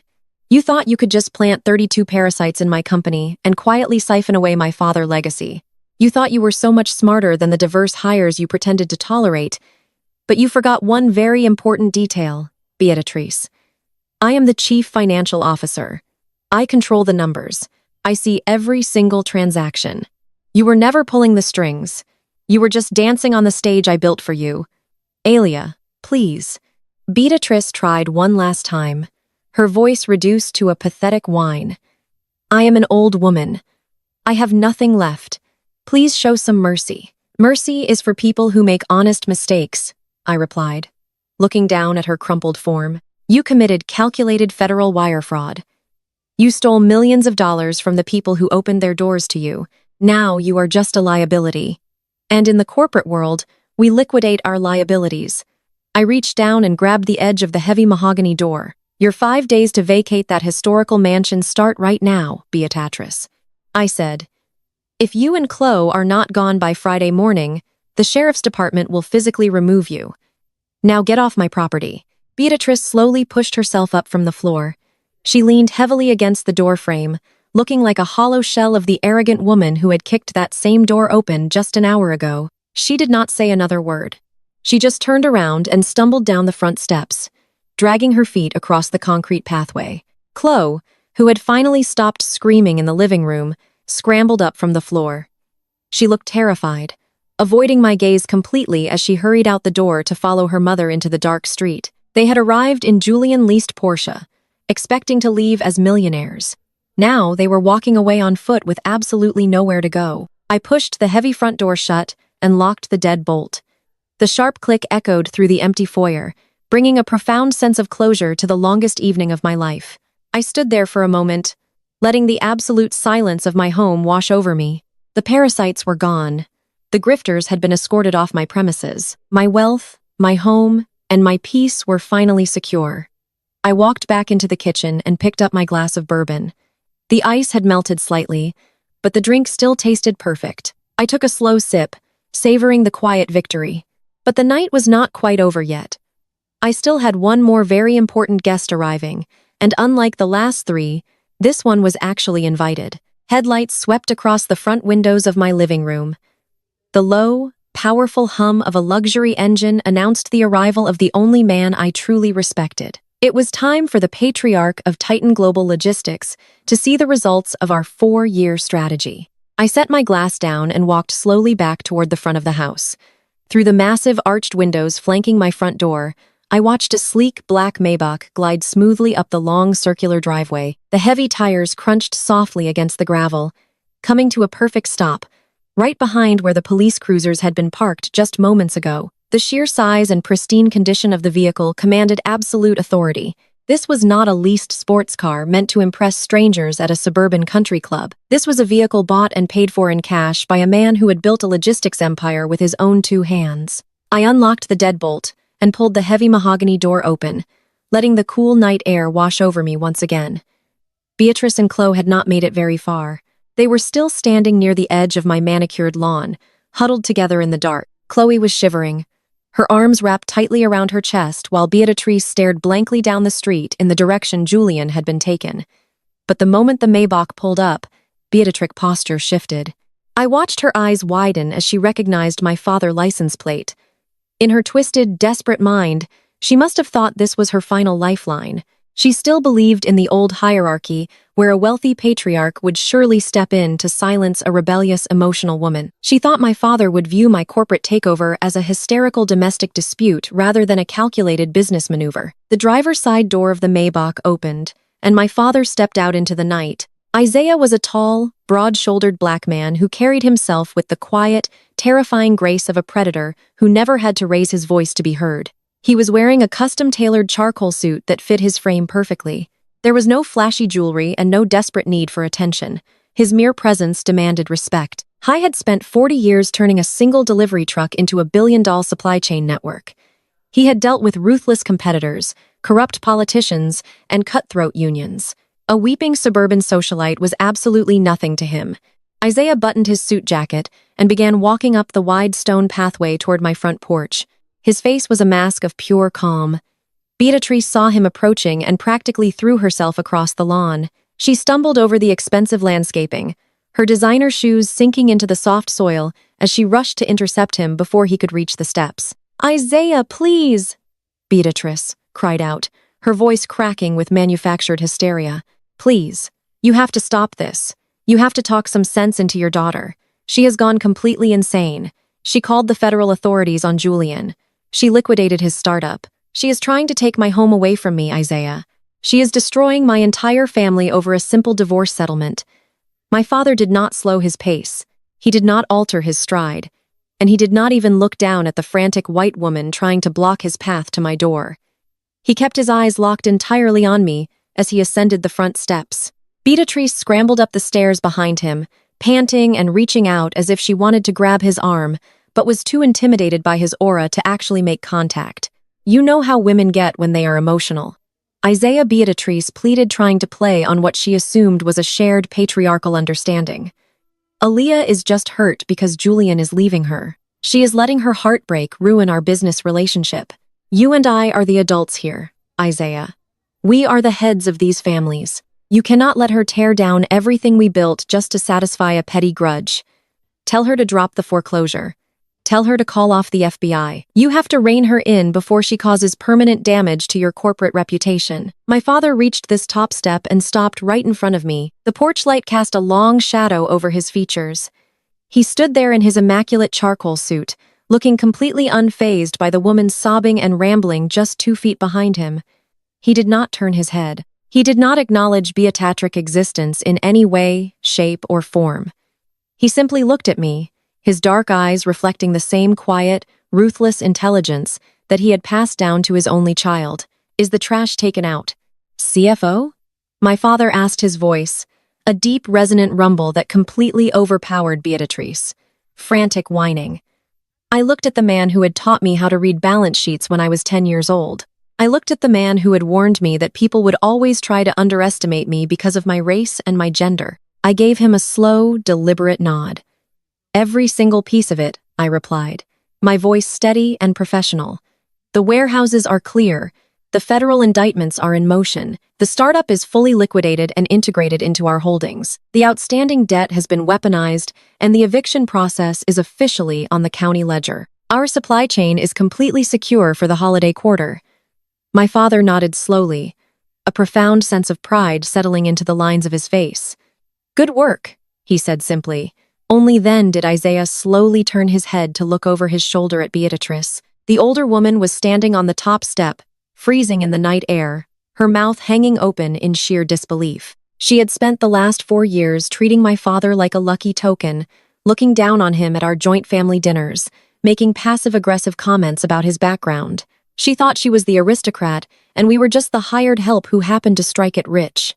My father looked at her from head to toe, his expression one of absolute undisguised disgust. "I think you severely misunderstood the dynamic of my family." "Beatrice," my father said, his voice cold enough to freeze the blood in her veins. "You thought you were marrying your worthless son into a fortune you could manipulate.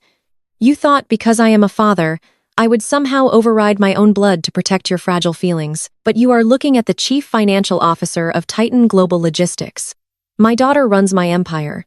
She is the architect of this entire operation." Beatrice took a trembling step backward, her hands clutching her chest as the last shred of her delusion finally evaporated. "If my daughter says you belong in the gutter," my father continued, leaning slightly closer to her so she could feel the absolute finality of his words. "Then that is exactly where I will make sure you stay.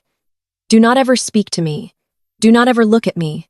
And do not ever step foot near my family again." He turned his back on her, completely dismissing her very existence. He placed a warm, heavy hand on my shoulder and guided me back inside my beautiful home. We walked through the foyer together, leaving Beatrice standing alone on the porch, staring into the absolute ruin of her own life. I reached back and grabbed the heavy mahogany door. I did not offer Beatrice a final parting word or a victorious smirk.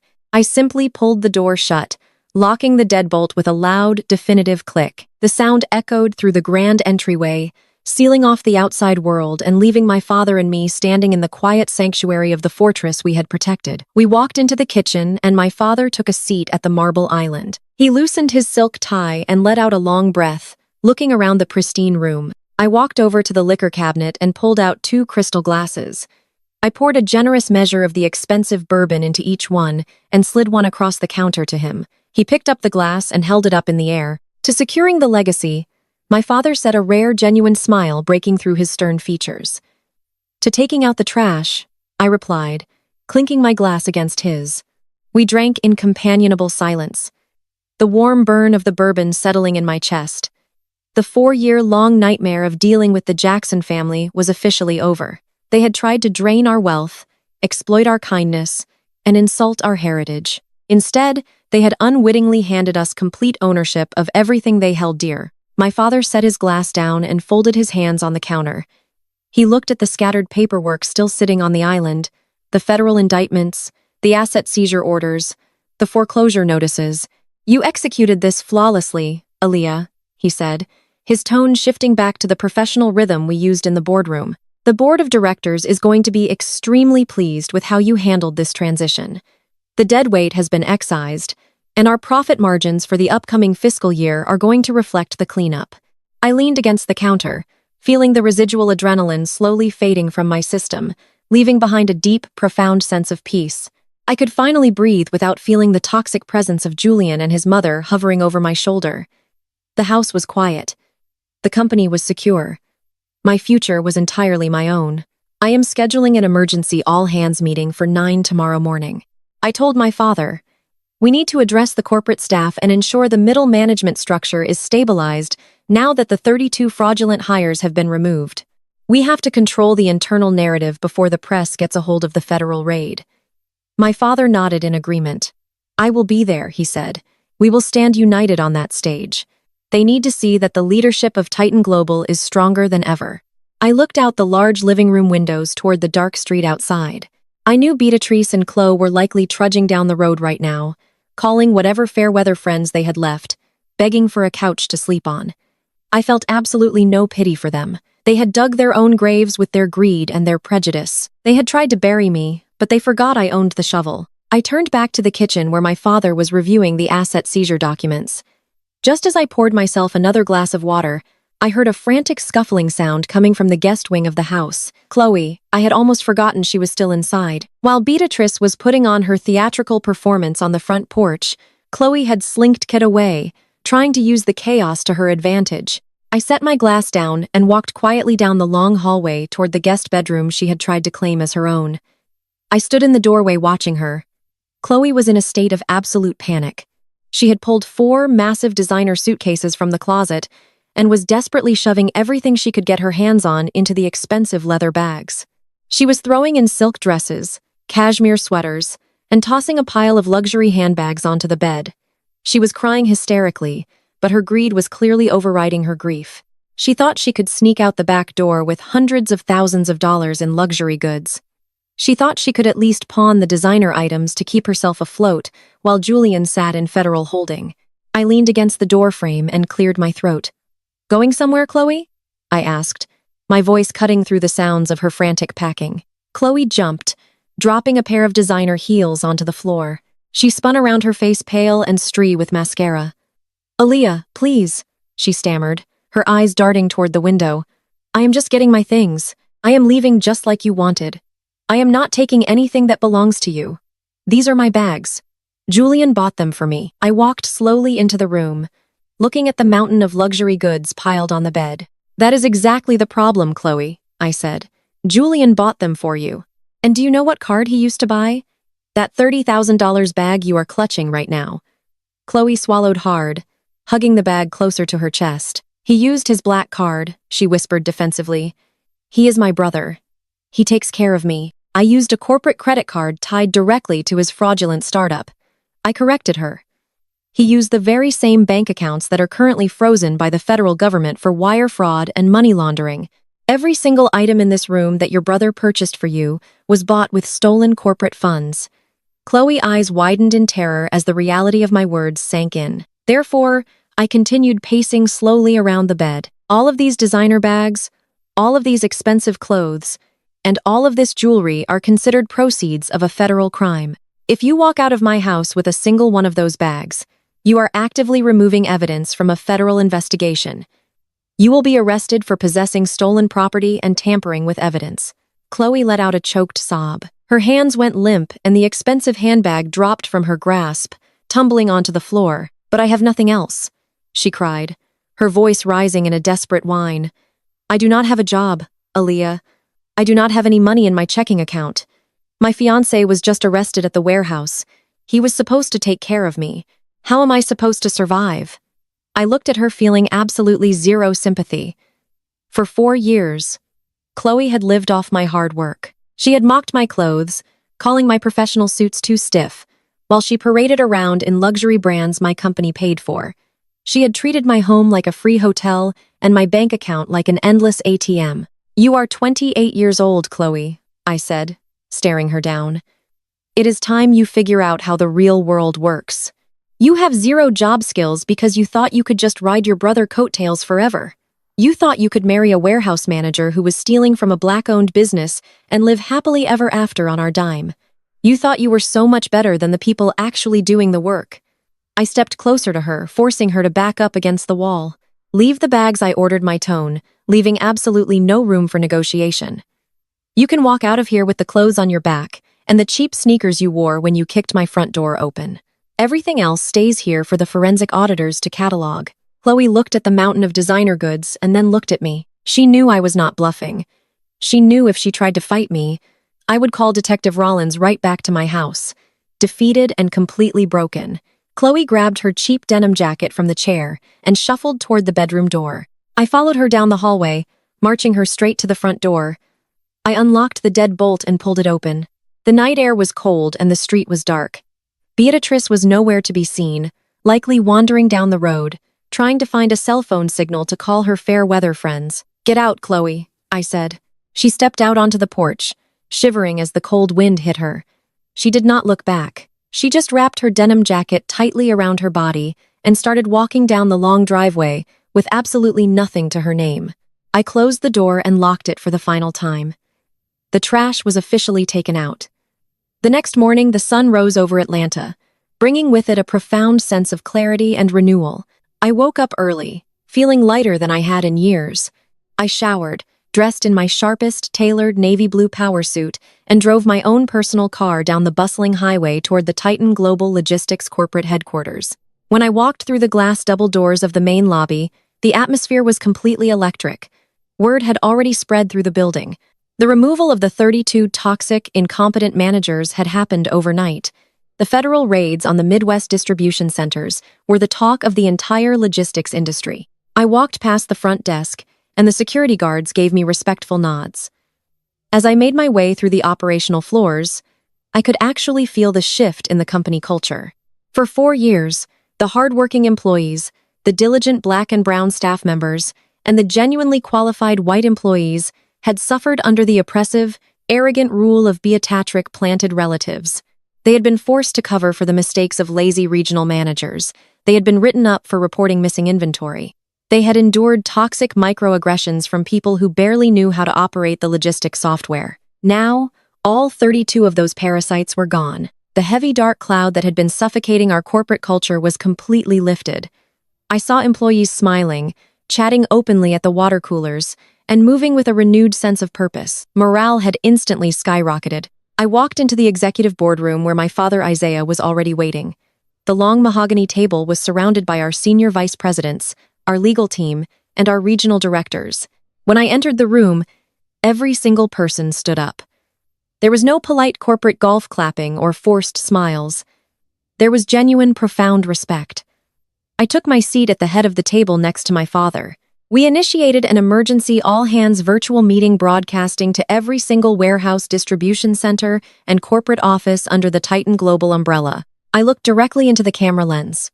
"Good morning, everyone." I began, my voice projecting calm, absolute authority. As many of you are aware, there was a significant restructuring within our middle management and Midwest operations late last night. 32 individuals were terminated and remanded into federal custody for engaging in a coordinated embezzlement scheme against this company. I paused, letting the weight of the statement settle across the thousands of employees watching. "I know many of you have carried the burden of their incompetence for a very long time," I continued. "I know you worked overtime to fix their deliberate mistakes. I want to personally thank every single employee who maintained the integrity of this company while my team and I built the federal case required to remove them. The AOT has been completely cut out. From this day forward, Titan Global Logistics operates strictly on merit, hard work, and excellence. And to show our appreciation, every employee who worked under those 32 individuals will be receiving a substantial retention bonus in their next paycheck." The response was immediate and overwhelming. I could see the regional directors in the boardroom nodding their approval. My father looked at me with a quiet, fierce pride that spoke volumes. But the internal victory was only half the battle. We still had to deal with the external fallout in the corporate world. A massive federal raid on your distribution centers could easily trigger a public relations nightmare. It could spook investors, panic clients, and cause valuations to plummet. But I had anticipated the market reaction perfectly. I had already instructed our public relations team to release a comprehensive transparency report to the financial news network simultaneously with the all-hands meeting. Instead of a terrible scandal tanking our stock, the news of the corruption bust hit the industry like a masterclass in corporate governance. The financial news tickers across major networks were flashing our company name.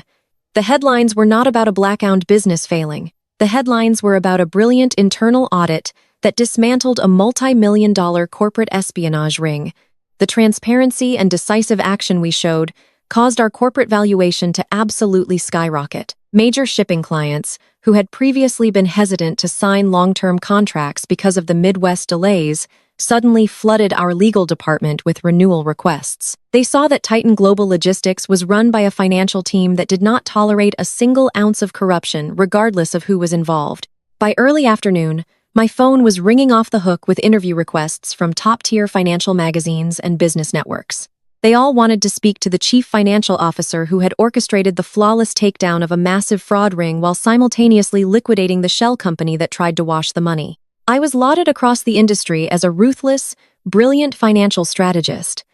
The business world recognized that I was not just the daughter of the founder. I was the true strategic power behind the throne of Titan Global. I had protected my father's legacy and multiplied our market value in a single calculated stroke. I sat in my corner office looking out over the sprawling Atlanta skyline. My desk was clear. My inbox was full of congratulations from industry titans. The dark, heavy chapter of my marriage to Julian was officially closed. I had survived the gaslighting, the racism, and the manipulation. I had taken the absolute worst they had to throw at me, and I had turned it into pure, unadulterated power. 6 months passed since that defining morning in my office. The corporate world moves incredibly fast, but the federal justice system moves at its own methodical pace. When the trial finally began, the air in the downtown Atlanta federal courthouse was thick with anticipation. I sat in the back row of the gallery wearing a perfectly tailored ivory suit. I was completely unbothered, simply there as an observer to the final act of a play I had meticulously written. The prosecution had built an airtight case using the forensic accounting reports I provided. Every single fraudulent transaction had been cataloged, leaving them zero room to hide. But the real entertainment did not come from the federal prosecutors. It came from the defendants themselves. When you trap greedy, entitled people in a corner, their loyalty to one another evaporates instantly. Julian took the stand on the third day of the trial. I was wearing an ill-fitting gray suit, looking nothing like the arrogant tech founder he once pretended to be. His skin was pale, and his hands shook as he adjusted the microphone. Desperate to secure a lighter sentence, Julian did exactly what a coward does. He turned on his own mother. I watched his lips move as he testified under oath that Beatrice had orchestrated the entire embezzlement ring from the very beginning. He told the jury that she had pressured him into accepting the stolen seed money. He painted himself as a naive son who was emotionally manipulated by a domineering mother. He literally cried on the witness stand, hoping the jury would take pity on him and spare him from the maximum sentence. He claimed Beatrice was the true mastermind behind planting the 32 employees in my father company. Beatrice was sitting at the defense table, and I watched her completely lose her mind. The pristine suburban facade shattered into a million pieces right there in open court. She jumped up from her chair, screaming at Julian, calling him a liar and a traitor. She yelled to the judge that Julian was a degenerate who had begged her to steal the money to fund his pathetic lifestyle. The judge had to bang his gavel repeatedly, threatening to hold her in contempt as the baifs forced her back into her seat. It was a spectacular display of self-destruction. They were doing the prosecutor's job for them, tearing each other apart in front of a horrified jury. The wealthy white family that had once looked down on me, calling me ghetto and unrefined, was now putting on the most shameful, trashy spectacle the federal courthouse had ever seen. I sat quietly in my ivory suit, crossing my legs and resting my hands in my lap. I did not smile. I did not gloat. I just watched them burn their own legacy to the ground, knowing I had been the one to strike the match and walk away untouched by their fire. The swift and decisive nature of the verdict surprised absolutely no one. The jury deliberated for less than 4 hours before returning with guilty verdicts on all counts. When the sentencing hearing arrived a few weeks later, the courtroom was dead silent. The judge looked down from the bench with zero leniency. He sentenced Julian to 8 years in federal prison for conspiracy and wire fraud. He then turned his attention to Beatrice, citing her egregious manipulation and theft, sentencing her to 5 full years behind bars. As the heavy wooden doors of the courtroom closed behind them, their elite status officially died. Their carefully constructed facade of superiority was completely shattered, leaving them with nothing but the grim reality of their own consequences. But the final nail in their coffin was not the prison sentence. It was the absolute loss of their material reality. Before Beatrice was required to report to federal prison to begin serving her time, the bank finalized the foreclosure on her beloved generational mansion. The asset transfer had been processed by Titan Global Logistics, and the eviction was scheduled and executed. I decided to take a drive out to the suburbs that afternoon. I drove my car slowly down the familiar tree-lined street where Beatrice had once hosted her lavish country club mixers. I parked a safe distance away and watched through my tinted windows. A cheap, rusted U-Haul truck was parked in the circular driveway. Beatrice and Chloe were walking back and forth, carrying out what little belongings they had been legally allowed to keep. They were hauling cheap cardboard boxes and garbage bags full of clothes. There were no designer suitcases or luxury moving services. There was only the harsh truth of their new existence. They looked exhausted and utterly defeated. I watched Chloe struggle to lift a heavy box into the back of the rental truck, her face red and streaked with tears. Beatrice looked small and frail, stripped of the expensive jewelry and tailored dresses that used to give her so much confidence.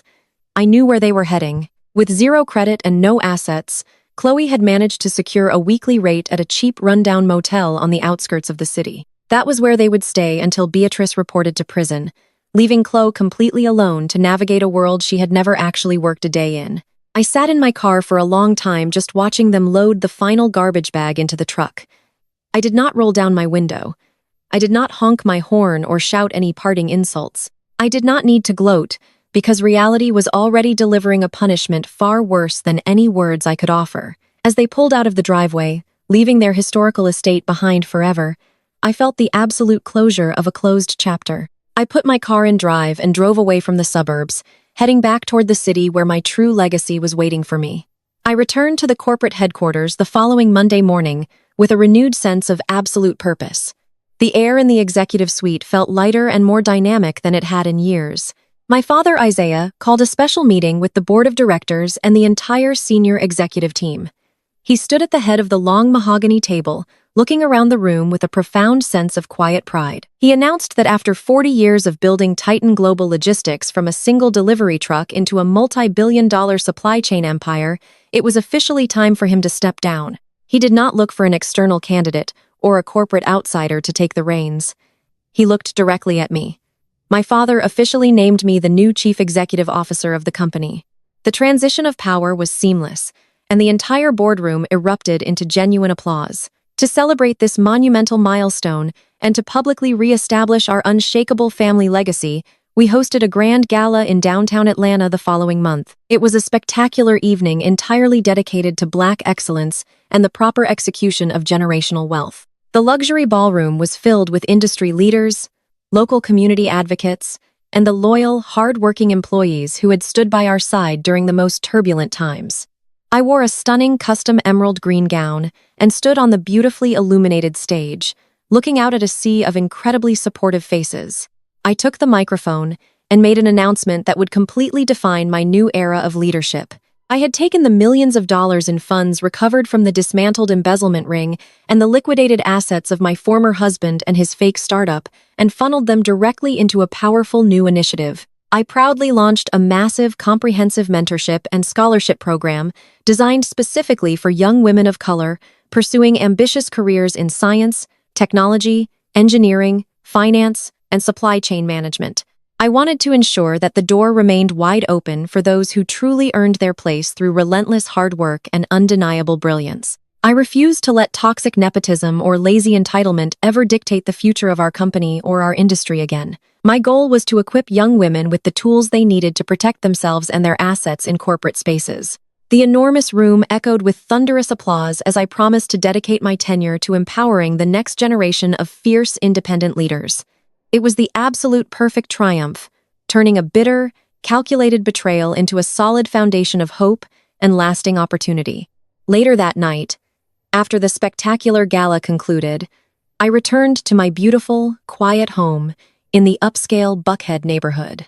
I kicked off my heels and walked out onto my spacious private balcony, letting the cool, refreshing evening breeze wash over my tired but triumphant body. I looked out at the peaceful, manicured streets below, feeling a deep and profound sense of absolute peace settling into my bones. There was no manipulative man pacing in my kitchen, trying to gaslight me out of my hard-earned equity. There were no toxic elitist family members sitting in my living room, plotting to drain my bank accounts or disrespect my cultural heritage. There were absolutely no parasites hiding in the shadows of my monumental success. The massive house was completely silent, and it was undeniably the most beautiful sound I had ever heard in my entire life. I stood there, resting my hands on the cool metal railing, looking up at the dark, clear night sky. I took a moment to truly reflect on the brutal but entirely necessary journey of the past year. I learned that you must always know your absolute undeniable worth, and you must never ever negotiate your value just to make someone else feel comfortable in your presence. I learned the vital, critical importance of setting ironclad boundaries, especially when dealing with people who view your generosity and kindness as a simple weakness to be exploited. We spend so much of our lives trying to be accommodating and polite that we sometimes forget we are the ones who hold the heavy iron keys to our own kingdoms. You must never let anyone dim your radiant light or attempt to steal the generational legacy you and your family bled to build from the ground up. When greedy, opportunistic people show you their true nature, you have to believe them the very first time, and you must act with swift, unrelenting precision to cut them out of your orbit. You must vigorously protect your peace, your financial wealth, and your internal spirit at all absolute costs. The corporate world and the people around you will always try to test your established boundaries, but you are the only one who has the power to enforce them. I smiled a genuine warm smile as I took a deep cleansing breath of the crisp night air, feeling completely grounded in my absolute power and my unshakable truth. They thought they were marrying into a fortune they could manipulate. They didn't realize they were marrying into a fortress they couldn't breach. My name is Aaliyah, and my divorce didn't break me, it set me free. The ultimate lesson is that you must never compromise your personal legacy to accommodate toxic, entitled people. This story teaches us that setting ironclad boundaries is not an act of cruelty but vital protection. When manipulative individuals view your kindness as a weakness and attempt to exploit your success, the most powerful response is to silently build your fortress and let their own greed orchestrate their massive downfall. True empowerment comes from recognizing your unwavering worth and ruthlessly removing those who steal your peace. Have you ever drawn a hard line with manipulative relatives? Share your story below with us.